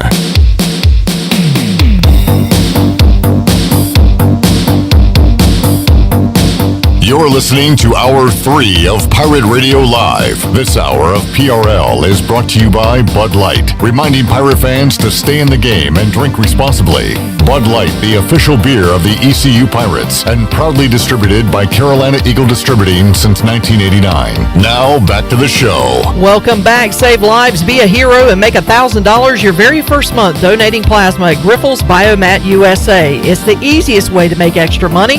Start now at Biomat USA on 505 South Memorial Drive. Make up to $1,000 in a month and save lives now at Grifols Biomat USA. A better donor experience and better pay. And congratulations to Dixon Davis of Washington. Picked up a $25 gift card to ENS Hemp Company. Are you one that has been waiting before trying CBD? ENS Hemp is the area's leader in CBD, and they want to educate you on how their products work. Get relief from stress, anxiety, fatigue, pain, and PTSD today at ENS Hemp on Fire Tower Road near Sam Jones Barbecue or online at eshempcompany.com. Now let's head back in to PRL. Here's Clip Brock. Alrighty, back with you on Pirate Radio Live. Dixon Davis, you say? The old bed breaker. The bed breaker. Still, after all these years, once a bed breaker, always a bed breaker. And winning prizes here on Pirate Radio. Good awesome stuff. Congratulations, Dixon. All right, we will head out to the Fixed NC Live line. Continue on our Pirate Radio Players Lounge with CJ Johnson, East Carolina wide receiver. He joins us today on the Fixed NC Live line. CJ, how you doing, man? I'm doing good. How are you? Hey, doing great. Appreciate your time as always. CJ, you've been having a few catches here, a few catches there. We've been waiting on the big one, and we finally got it on Saturday night. The old Conley connection between Ehlers and Johnson hooking up for a 60-yard touchdown.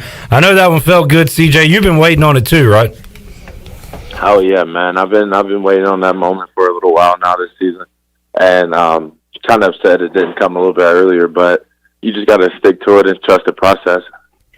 CJ, this is Troy. We're taking a look back at last weekend against Charleston Southern. Hey, look, a win's a win, and I know you got to cherish those, but obviously you guys probably would have liked to have a little more margin of victory than you had. What's been the talk with the players and the coaches after Saturday? Oh, yeah, most definitely. Coach Houston told us, we definitely got to celebrate the win, but we got to get back in the lab, too, because we can't, a team, not putting that team down in any way. They were a good team, but that game is supposed to be not decided by 3 points, and we just have to execute better on the offensive end to put up more than 31 points a game. As we've said, CJ, much easier to learn from your mistakes after a win than a loss, right? You'd much rather do that. Oh yes, sir. Like you said, it's so much better because you can go into the film with a clear head, but also knowing that you have corrections that you have to make too. CJ, we've asked all the players today. I'll get your perspective on it. Down 14-0. Obviously, you guys didn't panic. You came out and had a monster second quarter. So, how about that turnaround? And how do you flip momentum that fast? It really flipped from their side to your side there in that first half. Well, I can honestly say that, and all of our teammates know, we in the first quarter we didn't come out to play. We weren't ready to play, and when the second quarter started, everybody flipped that switch. Everybody turned it on, and that just goes to show you what we can do if we just play with it on all the time. Yeah, we were talking about that earlier, CJ, about, we've seen sparks in quarters where East Carolina has looked fantastic. We've seen other quarters where Pirates haven't been able to put it together. What is the missing piece to be able to do that for 4 quarters straight, do you think? I just feel like I said, I feel like we just got to get in the lab, and we just got to keep building the brotherhood that we are building currently. Like just knowing that the man next to you is going to be playing for you as well. How big is it going into conference play now? Having a chance to get Tulane at home in front of a homecoming crowd. Should be another great crowd, just like it was last Saturday. I think the crowds and the fans at Dowdy-Ficklin have been awesome so far this year. It's been great to see the fans back in the stands. I think they've done a great job to show up in a big way. To be able to start conference play, if you could find a way to be victorious over the Green Wave to start 1-0 and then move this program to 3-2, that'd be another huge step in the right direction, in my opinion. Oh man, when we get this win Saturday, it's going to be a program changer. Like it's gonna be what we needed for a while to turn the program around. CJ, last year Tulane knocked off East Carolina 38-21. They're known for having a pretty stingy defense. What do you remember about the Green Wave, and what have you begin to look at for them in this year's version of that defense?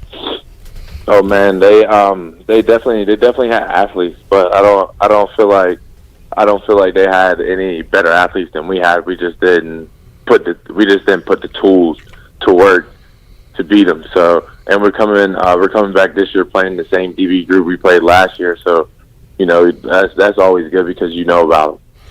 C.J. Johnson, 4 catches, 79 yards in that game last year against the Tulane Green Wave. Tyler Snead, 5 for 46 and a touchdown. So you guys had some success against them last year, something hopefully you can build on. And like Troy said, we've seen it in the fourth quarter against Marshall, the second quarter against Charleston Southern. You had done a good job, the Pirates, C.J., of scoring the first touchdown in every game up until Saturday against Charleston Southern. So I know fast starts are something you want to get out to. How important is that for you against a team like Tulane on Saturday?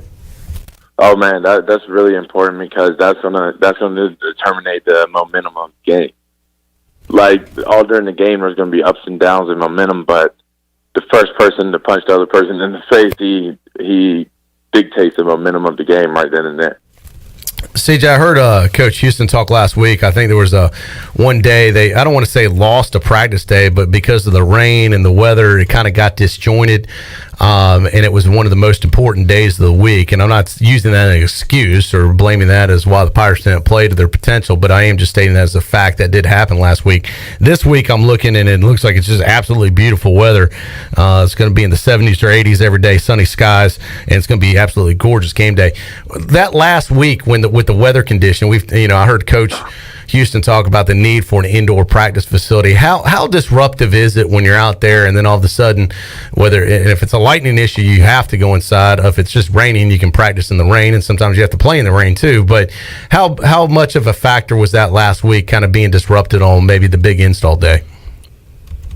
Well, I mean, we still got to practice in that day. It was a little unoriented like usual. But yeah, like that plays a big part in it, especially on a Tuesday, because Tuesday is a heavy install, heavy mental, is heavy everything. Because that's when you really start the plan of the team that you're playing. So with an indoor practice facility, being able to just go inside whenever it starts thundering and lightning, that would be nice. C.J. Johnson joining us on the Fixed NC Live line. C.J., 2 wins in a row. Let's try to make it 3 coming up this Saturday, man. Yes, sir. That's the plan. Appreciate you joining us today. All right, we'll see you again next week, C.J. All the best, man. All right, thanks for having me, man. ECU receiver C.J. Johnson joining us. Got loose for a big one on Saturday the big plays has not been a problem for this team, Troy. It's been more of sustaining drives. I mean, Keaton Mitchell, 74-yarder, CJ, 60-yarder, Snead had a 31-yard catch. Even you look at Rick Smith, real and faux, knows that he looks at 15-plus yard plays, Troy, and East Carolina had a bunch of those, including a Rajay catch, a Calhoun catch. So that's not really been the issue. The issue's been sustaining those. Too many 3-and-outs, things like that. Yeah, I've had some good explosion plays. Yeah. It is just kind of the routine stuff, that the shorter stuff that they've somewhat struggled with at times. All right, let's get another break in. We'll come back. We still have time, Troy. We have enough time to talk about the Bears yesterday. Yeah, no, we're running short, Clip. Time's getting away from us here. I mean, not to rub it in, but just historically bad numbers offensively. I mean, it was offensive. And Troy is already on the fire Matt Nagy bandwagon. I didn't say that. I didn't say it, but I do have an opinion on it. Didn't you literally tweet? Read my tweet. Go back and read it. That's an unfair accusation. Now you're putting out fake news. Troy loves Matt Nagy. That is not fair either. Go read what I put out there. All right, I will reread Troy's tweet. That is unfair. It's not easy being a Chicago Bears fan, and it's getting harder and harder to defend Nagy. Maybe he can still turn it around this season, but time is running out quickly. I'm still pulling for him and hoping to prove everyone wrong. And then I retweeted a guy that was calling for a media guy. Maybe that's what it was. That's what I was looking at. Now, that the guy I retweeted, that was my opinion. Jacob Infante. But I thought it was interesting that they had media people in Chicago already calling for his head now. What are you, buddies with Nagy? That's a very mild-mannered take from you, Read Troy. this guy's take. Very unlike Troy. His take was, the Bears have never fired a head coach in the middle of the season, let alone this early. If there's any time for them to break that streak, though, it's now. Matt Nagy's not the answer. I mean, I'm warming. I'm more on his side than your side. I'm warming to that opinion. Yikes. 47 yards on offense is not going to get it done in the NFL. There was a lot of, I saw that Justin Tucker's field goal was much longer than the Bears had total offense. Aaron Rodgers' last drive was... I was going to show you the story during the break. I just saw this online on USA Today with the Bears. People are now apologizing to Mitch Trubisky, Bear fans are, after seeing Matt Nagy do wrong by Justin Fields. So they're now realizing it's not just a quarterback issue. It probably is a Nagy issue at this point. Man, I hate to take the bus off of you, roll it over my team. It got so bad for Washington yesterday. Mitchell Trubisky was running on the Washington defense for the Buffalo Bills. That's how bad it got. All right, let's take a timeout. We'll come back and have more for you on Pirate Radio Live after this.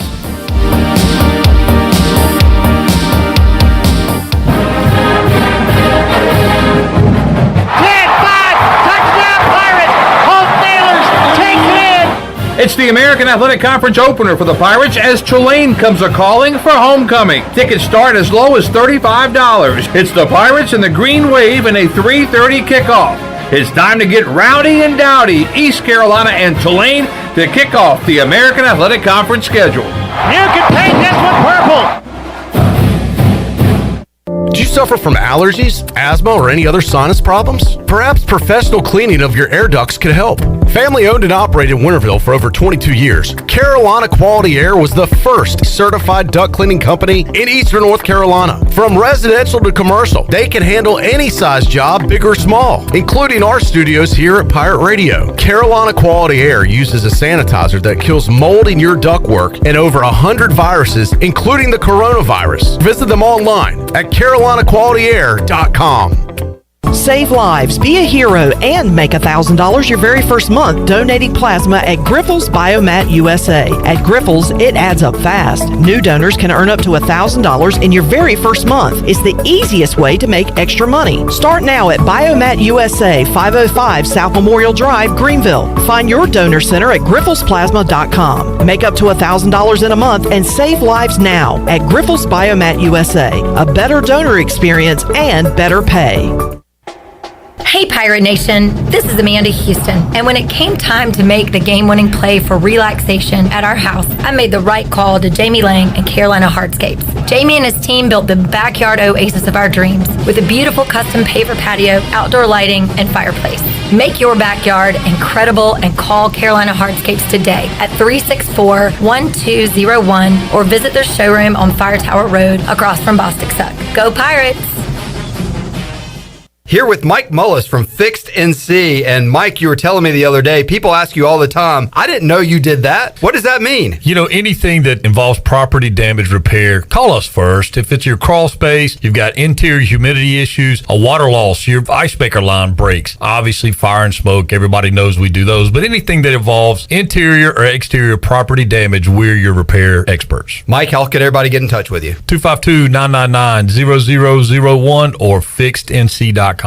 At US Cellular, we believe you should get more of the latest 5G technology for less of your hard-earned money. Right now, get up to $1,200 off any 5G phone. The choice is yours. Any of our 5G phones with no trade-in or hidden fees. US Cellular, America's locally grown wireless. Terms apply. See uscellular.com for details. This is Brandon Tate, owner and operator of Atlantic Wireless, an authorized agent for US Cellular since 1997. Visit atlanticwireless.com to find the store near you. We go beyond the call. When a storm hits, you can count on Greenville Utilities. They put their emergency storm plan into action to restore power as quickly and safely as possible. If you experience an outage, call them toll-free at 1-855-767-2482. The automated hotline can handle a large number of calls at once, virtually eliminating busy signals, so help can be on the way as fast as possible. Remember, GUC's emergency hotline number is 1-855-767-2482.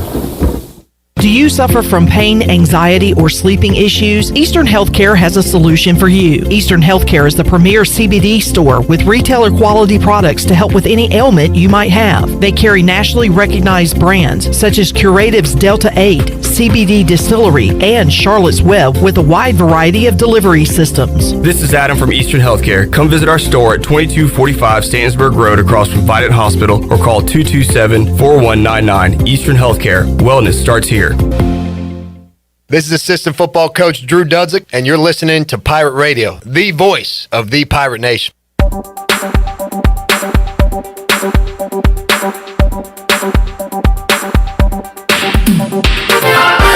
You're listening to Hour 3 of Pirate Radio Live. This hour of PRL is brought to you by Bud Light, reminding Pirate fans to stay in the game and drink responsibly. Bud Light, the official beer of the ECU Pirates, and proudly distributed by Carolina Eagle Distributing since 1989. Now, back to the show. Welcome back. Carolina Caliber has the area's largest selection for outdoor shooting sports and accessories and is one of the top firearm dealers anywhere.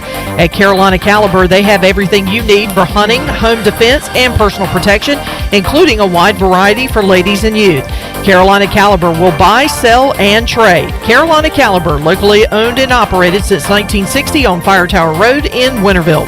Now let's head back into PRL. Here's Clip Barat. Back with you on Pirate Radio Live here on a Monday. We've had a ton on our Bud Light ECU report today inside the Players Lounge and recapping East Carolina's 31-28 victory over Charleston Southern. Big NFL Sunday as well. Troy D, our buddy touchdown Tony Collins, was in Foxborough. Didn't he guarantee a win, by the way? I believe he did. I was about to bring that up. On Thursday. He had a guarantee for ECU. He almost lost that, too. Yeah. Which there was some butt naked stuff going on. Thank God ECU won, because even me didn't want to see that.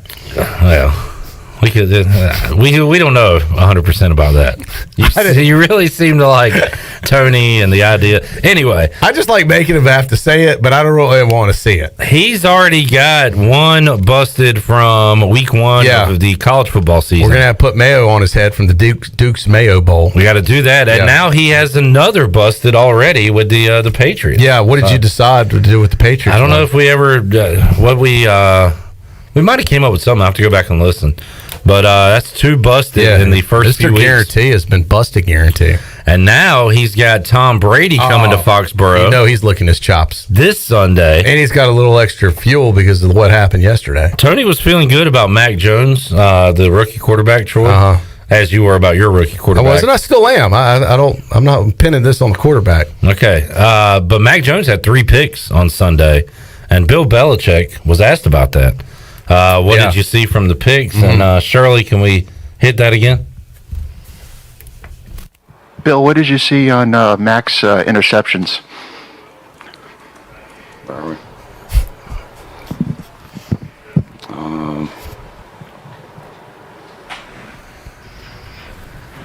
Well, probably the same thing you saw. There you go. So it was a, and then it was a, and then it was a, well. How did that guy answer that? Did the reporter answer him? Well, he didn't ask him a question. Probably the same thing you saw. That was it. And then they asked the next question. Yeah. Boy, he was grumpy, wasn't he? Yeah. I didn't know if he was having like an old man moment what did there. you see on Max interceptions?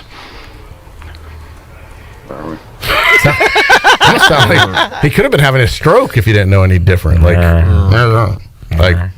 I miss Tom. Oh, that's gonna be salt in the wounds for the Patriot fans when Tom Brady heads back there and probably lights them up. Let me see where Brady is, because not only is he going to come back and beat the Patriots, he's going to set the all-time passing record. You know it's going to happen. And how appropriate to do it in Foxborough. I mean, got to give credit to the NFL and their schedule makers for really timing it out like this. Great script. Drew Brees, let's see. Let me get the official numbers. Troy D for coming up. Drew Brees, 80,358. Tom Brady is less than 100 yards away. Oh, yeah. He could have a terrible game and still beat it. He might get it in the first half. He could. What, do you think they stopped the game? I don't know what the I remember Brees broke a record against Washington on Monday Night Football. Yeah, then they do it at the next break or something? Or they stop the game or do it at a breaking point? I think they stopped the game. I do remember them recognizing it. Because they gave him like a sheet of paper. Yeah. Hey, here you go. So what's the protocol once it officially happens? I think in Foxborough they'll probably have a full blown celebration. Yeah. But what about it? May be a sit down deal. The other players? Could be a luncheon. Yeah, I don't know. Yeah, I guess they'll recognize it. I'll tune in for that. When is that game, by the way? Is that primetime? NFL made it Sunday Night Football. Yeah, that's what I thought. Perfect. The funny thing is I was just going through Twitter, and some guy named Jake, not from State Farm, but in Boston, bought a billboard on just south of Gillette Stadium, and the billboard says the owl is no longer wise without his goat. Ooh. Yeah. Shots at Belichick? Yep. You know, Clip, here's a guy who's going to break the record on his old home field. A little high pitch, but not a bad Collinsworth. I wish John Gruden was still calling games. Yeah. Because, man, what would he say Tell you what, man. That was probably the worst Chris Collinsworth I've ever heard in my life. You just sounded more like Ron Jaworski there than Collinsworth. Yeah, you may want to work on your... That wasn't Collinsworth. That was, I was going to say. You ever talk to Don Jaworski? No, man. You could be Don Gruden, and y'all could have... It's just a different vibe, man. Chucky's 3-0 with the Raiders somehow, some way. So I know, that's pretty cool. Broncos are 3-0. The Las Vegas Raiders. Yeah. The Raiders. I saw, and now all the away teams are like packaging up. Like, I got to think from the Bears. Go see the Bears in Vegas. Like, it's a selling point now. Like, they're doing like packages and stuff because it is a cool trip to go to Vegas. Yeah. So they're selling that away game like a special deal for Bear fans. They're doing giveaways, tickets, and stuff. It is amazing how quickly the NFL has embraced the gambling side of things. Yeah. After being opposed to it for so long, and now stadiums have advertisers that work for sports books. And I remember being a young Troy D, and my dad, Lee D, said, if it wasn't for the gambling and bookies, nobody would even care about the NFL. Like, he said that decades ago, and he's right. Like, what built the NFL was gambling. It was easy to gamble on the games. People understood it, and it was embraced. And there was a huge, black market of gambling. There probably still is. I guess they tried to nowadays mask it. It's almost legalized. They masked it with a little bit with fantasy football. Like, hey, this is kind of gambling, but it's not gambling, so we can talk about this. Now it's just full blown. And honestly, spreads over. Fantasy football has ruined the game for like my kids. Like, when I grew up, you pulled for a team. You pulled for the Skins. I'm a Bears fan. Guess what my kids pull for now? Whoever they drafted. That's it. They watch games to watch players and only players. It's a different generation. Now, they still like the Bears, but they're more worried about their fantasy players. Yeah. It is completely, I don't want to say ruined the game. In some ways, it's changed. it's made it more interest for them because then they're glued Sunday to how their players are doing. Now, that doesn't mean they're watching all the games, but they're definitely tracking it on their phones. That's what baseball needs to find a way to tap into that. Because they're losing. Well, didn't really the fantasy stuff started with baseball many years ago. But the season is so long. It was confusing. It's hard. It takes way too long to get your payout and everything. Correct. They need to figure out, and they have the daily fantasy stuff, but they need to figure out a way to get the younger generation. As I said, it's just like gambling. Betting on a baseball game versus football. It's just easier to understand how to bet for the regular person, how to bet a football game. Shirley, let's get our last break in real quick. Redbeard is a P1 listener. He said Tony has to wear a tutu to the next home That's game. right. You did say tutu. Yeah, and there was something about doing but was that for the Patriots or for the Pirates? I wonder if we could combine the tutu with the mayonnaise event, and we could have one big event at the tailgate. 2 birds, 1 stone. He comes in with the tutu, and we put mayonnaise on his head. Walks in with a tutu, leaves with mayonnaise on the head. That was for the ECU Charleston Southern game. You said you had to do the Charleston. But I don't know if we said for both. I don't know. He's got to do something for the Patriots loss. This is a good way to do it. Tony Collins will join us Thursday. Yeah. He'll be in town. He said it. So we'll talk to him on Thursday about all of that. Take a time out, come back, wrap up Pirate Radio Live. Back with you after this. Hey, Troy D here with my good friend Kelvin Rawls from Pest Tech. Kelvin, I just want to thank you and Chris and all the great folks at Pest Tech for such awesome service. You totally eliminated the mosquitoes in my backyard, plus the fire ant problem I was having in the yard. Hey, you're certainly welcome, Troy. I have heard the same thing from all of our customers through the year of COVID. With everyone being home, they want to enjoy the outside and being mosquito, fire ant, and pest-free. Enjoy all your property from the kitchen to the curb. Visit pesttechofgreenville.com today for complete service.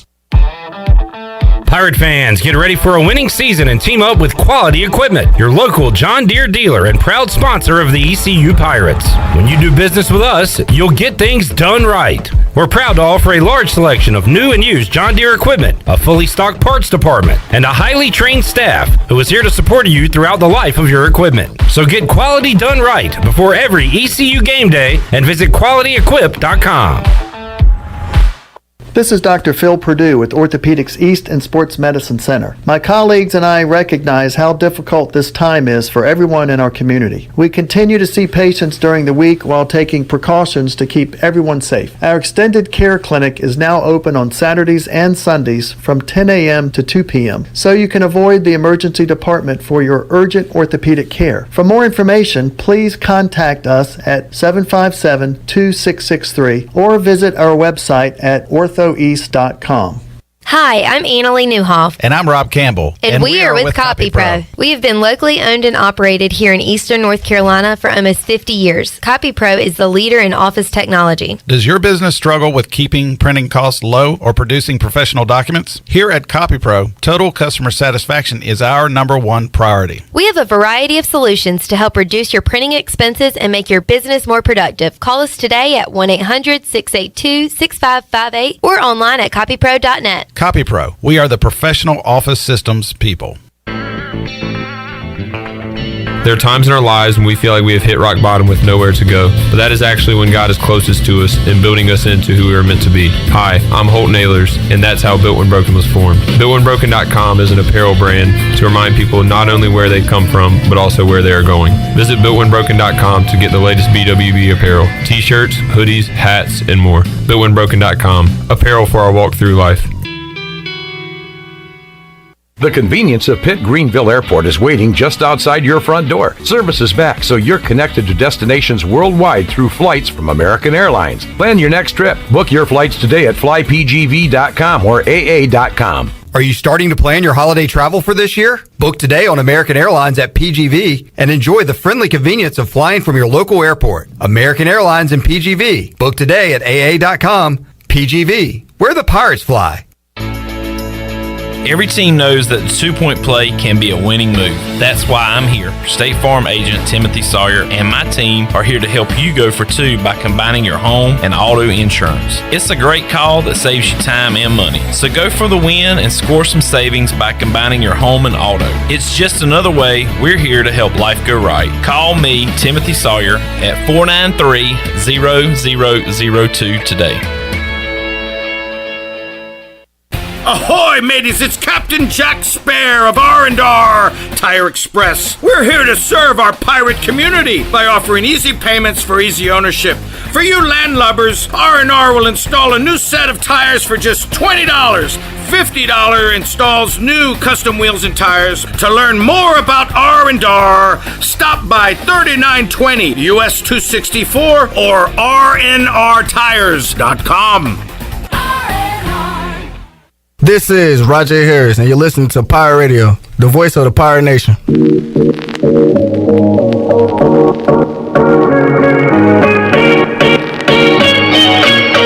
You're listening to Hour 3 of Pirate Radio Live. This hour of PRL is brought to you by Bud Light, reminding pirate fans to stay in the game and drink responsibly. Bud Light, the official beer of the ECU Pirates, and proudly distributed by Carolina Eagle Distributing since 1989. Now, back to the show. Welcome back. Taking a quick look at your stock market report. The Dow was up 71 points and closed at 34,869. The NASDAQ is down 77 at 14,969, and the S&P was down 12 points at 4,443. And that is a look at your Wells Fargo Advisors financial report. For a personal look into investing, call Wells Fargo Advisors today at 756-6900 in Greenville. And taking a quick look at your Bucks scoreboard is Eagles-Cowboys for Monday Night Football. You can hear that game right here on Pirate Radio right after the Brian Bailey Show coming up in just a couple of minutes, and we'll have that coverage beginning at 7:30. And that's a look at your Buccaneer Music Hall scoreboard. Back to you, Clip. Da Buck. Brian Bailey and Coach Ruffy McNeil coming up if you're listening to our live edition. Also, Steve Ellis, cornerbacks coach for the Pirates. Troy Day. Did also like to thank our friends at Sub Dogs, right around the corner from us in Greenville on Fifth Street. By the way, serving their Sup Crushes up at club level this year. I've talked to a lot of people that are enjoying those. And you can visit with Holt Nailers, ECU quarterback, after every home game at Sup Dogs. And I had a chance to go and visit there Friday night after Freeboot. Had dinner. Me and the Weave had dinner at Sup Dogs Friday night. You saw some celebrities that were even bigger than you. And then HV3 was there. Harold Warner having a great time. You never know who you're going to see at Sup Dogs, man. It's a great place, man. Oh, man. So thanks to Sup Dogs for their support. Of course, you can go there and enjoy yourself, too. I think I might try and hit it again. Troy D, we will see you Friday here on the show. Look forward to it. I'll see you at 3 o'clock. And we'll be back with you Tuesday, 3 o'clock for an all-new edition of Pirate Radio Live. Shirley Rose, Chandler Honeycutt, Troy D, and our Pirate Radio crew and Pirate Radio athletes. I'm Clip Brock. So long, everybody. Thanks for listening to Pirate Radio Live, an exclusive presentation of the voice of the Pirate Nation. This is Pirate Radio, WGHB Farmville, 1250 and 92.7 FM Greenville, WDLX Washington, 930 and 104.1 FM Washington. The following is an exclusive presentation of Pirate Radio, the voice of the Pirate Nation. This is Eastern North Carolina's longest-running sports radio call-in show. The Brian Bailey Show is on the air. The Brian Bailey Show on Pirate Radio is brought to you by Angus Grill, Bostic Sugg Furniture, Bojangles, East Coast Grading, The Gavigan Agency, Greenville Auto World, Papa John's, Pepsi, Seared Chop House, Taft and Hagler, Tiebreakers, BMS Builders, and The Rick House. And now, here's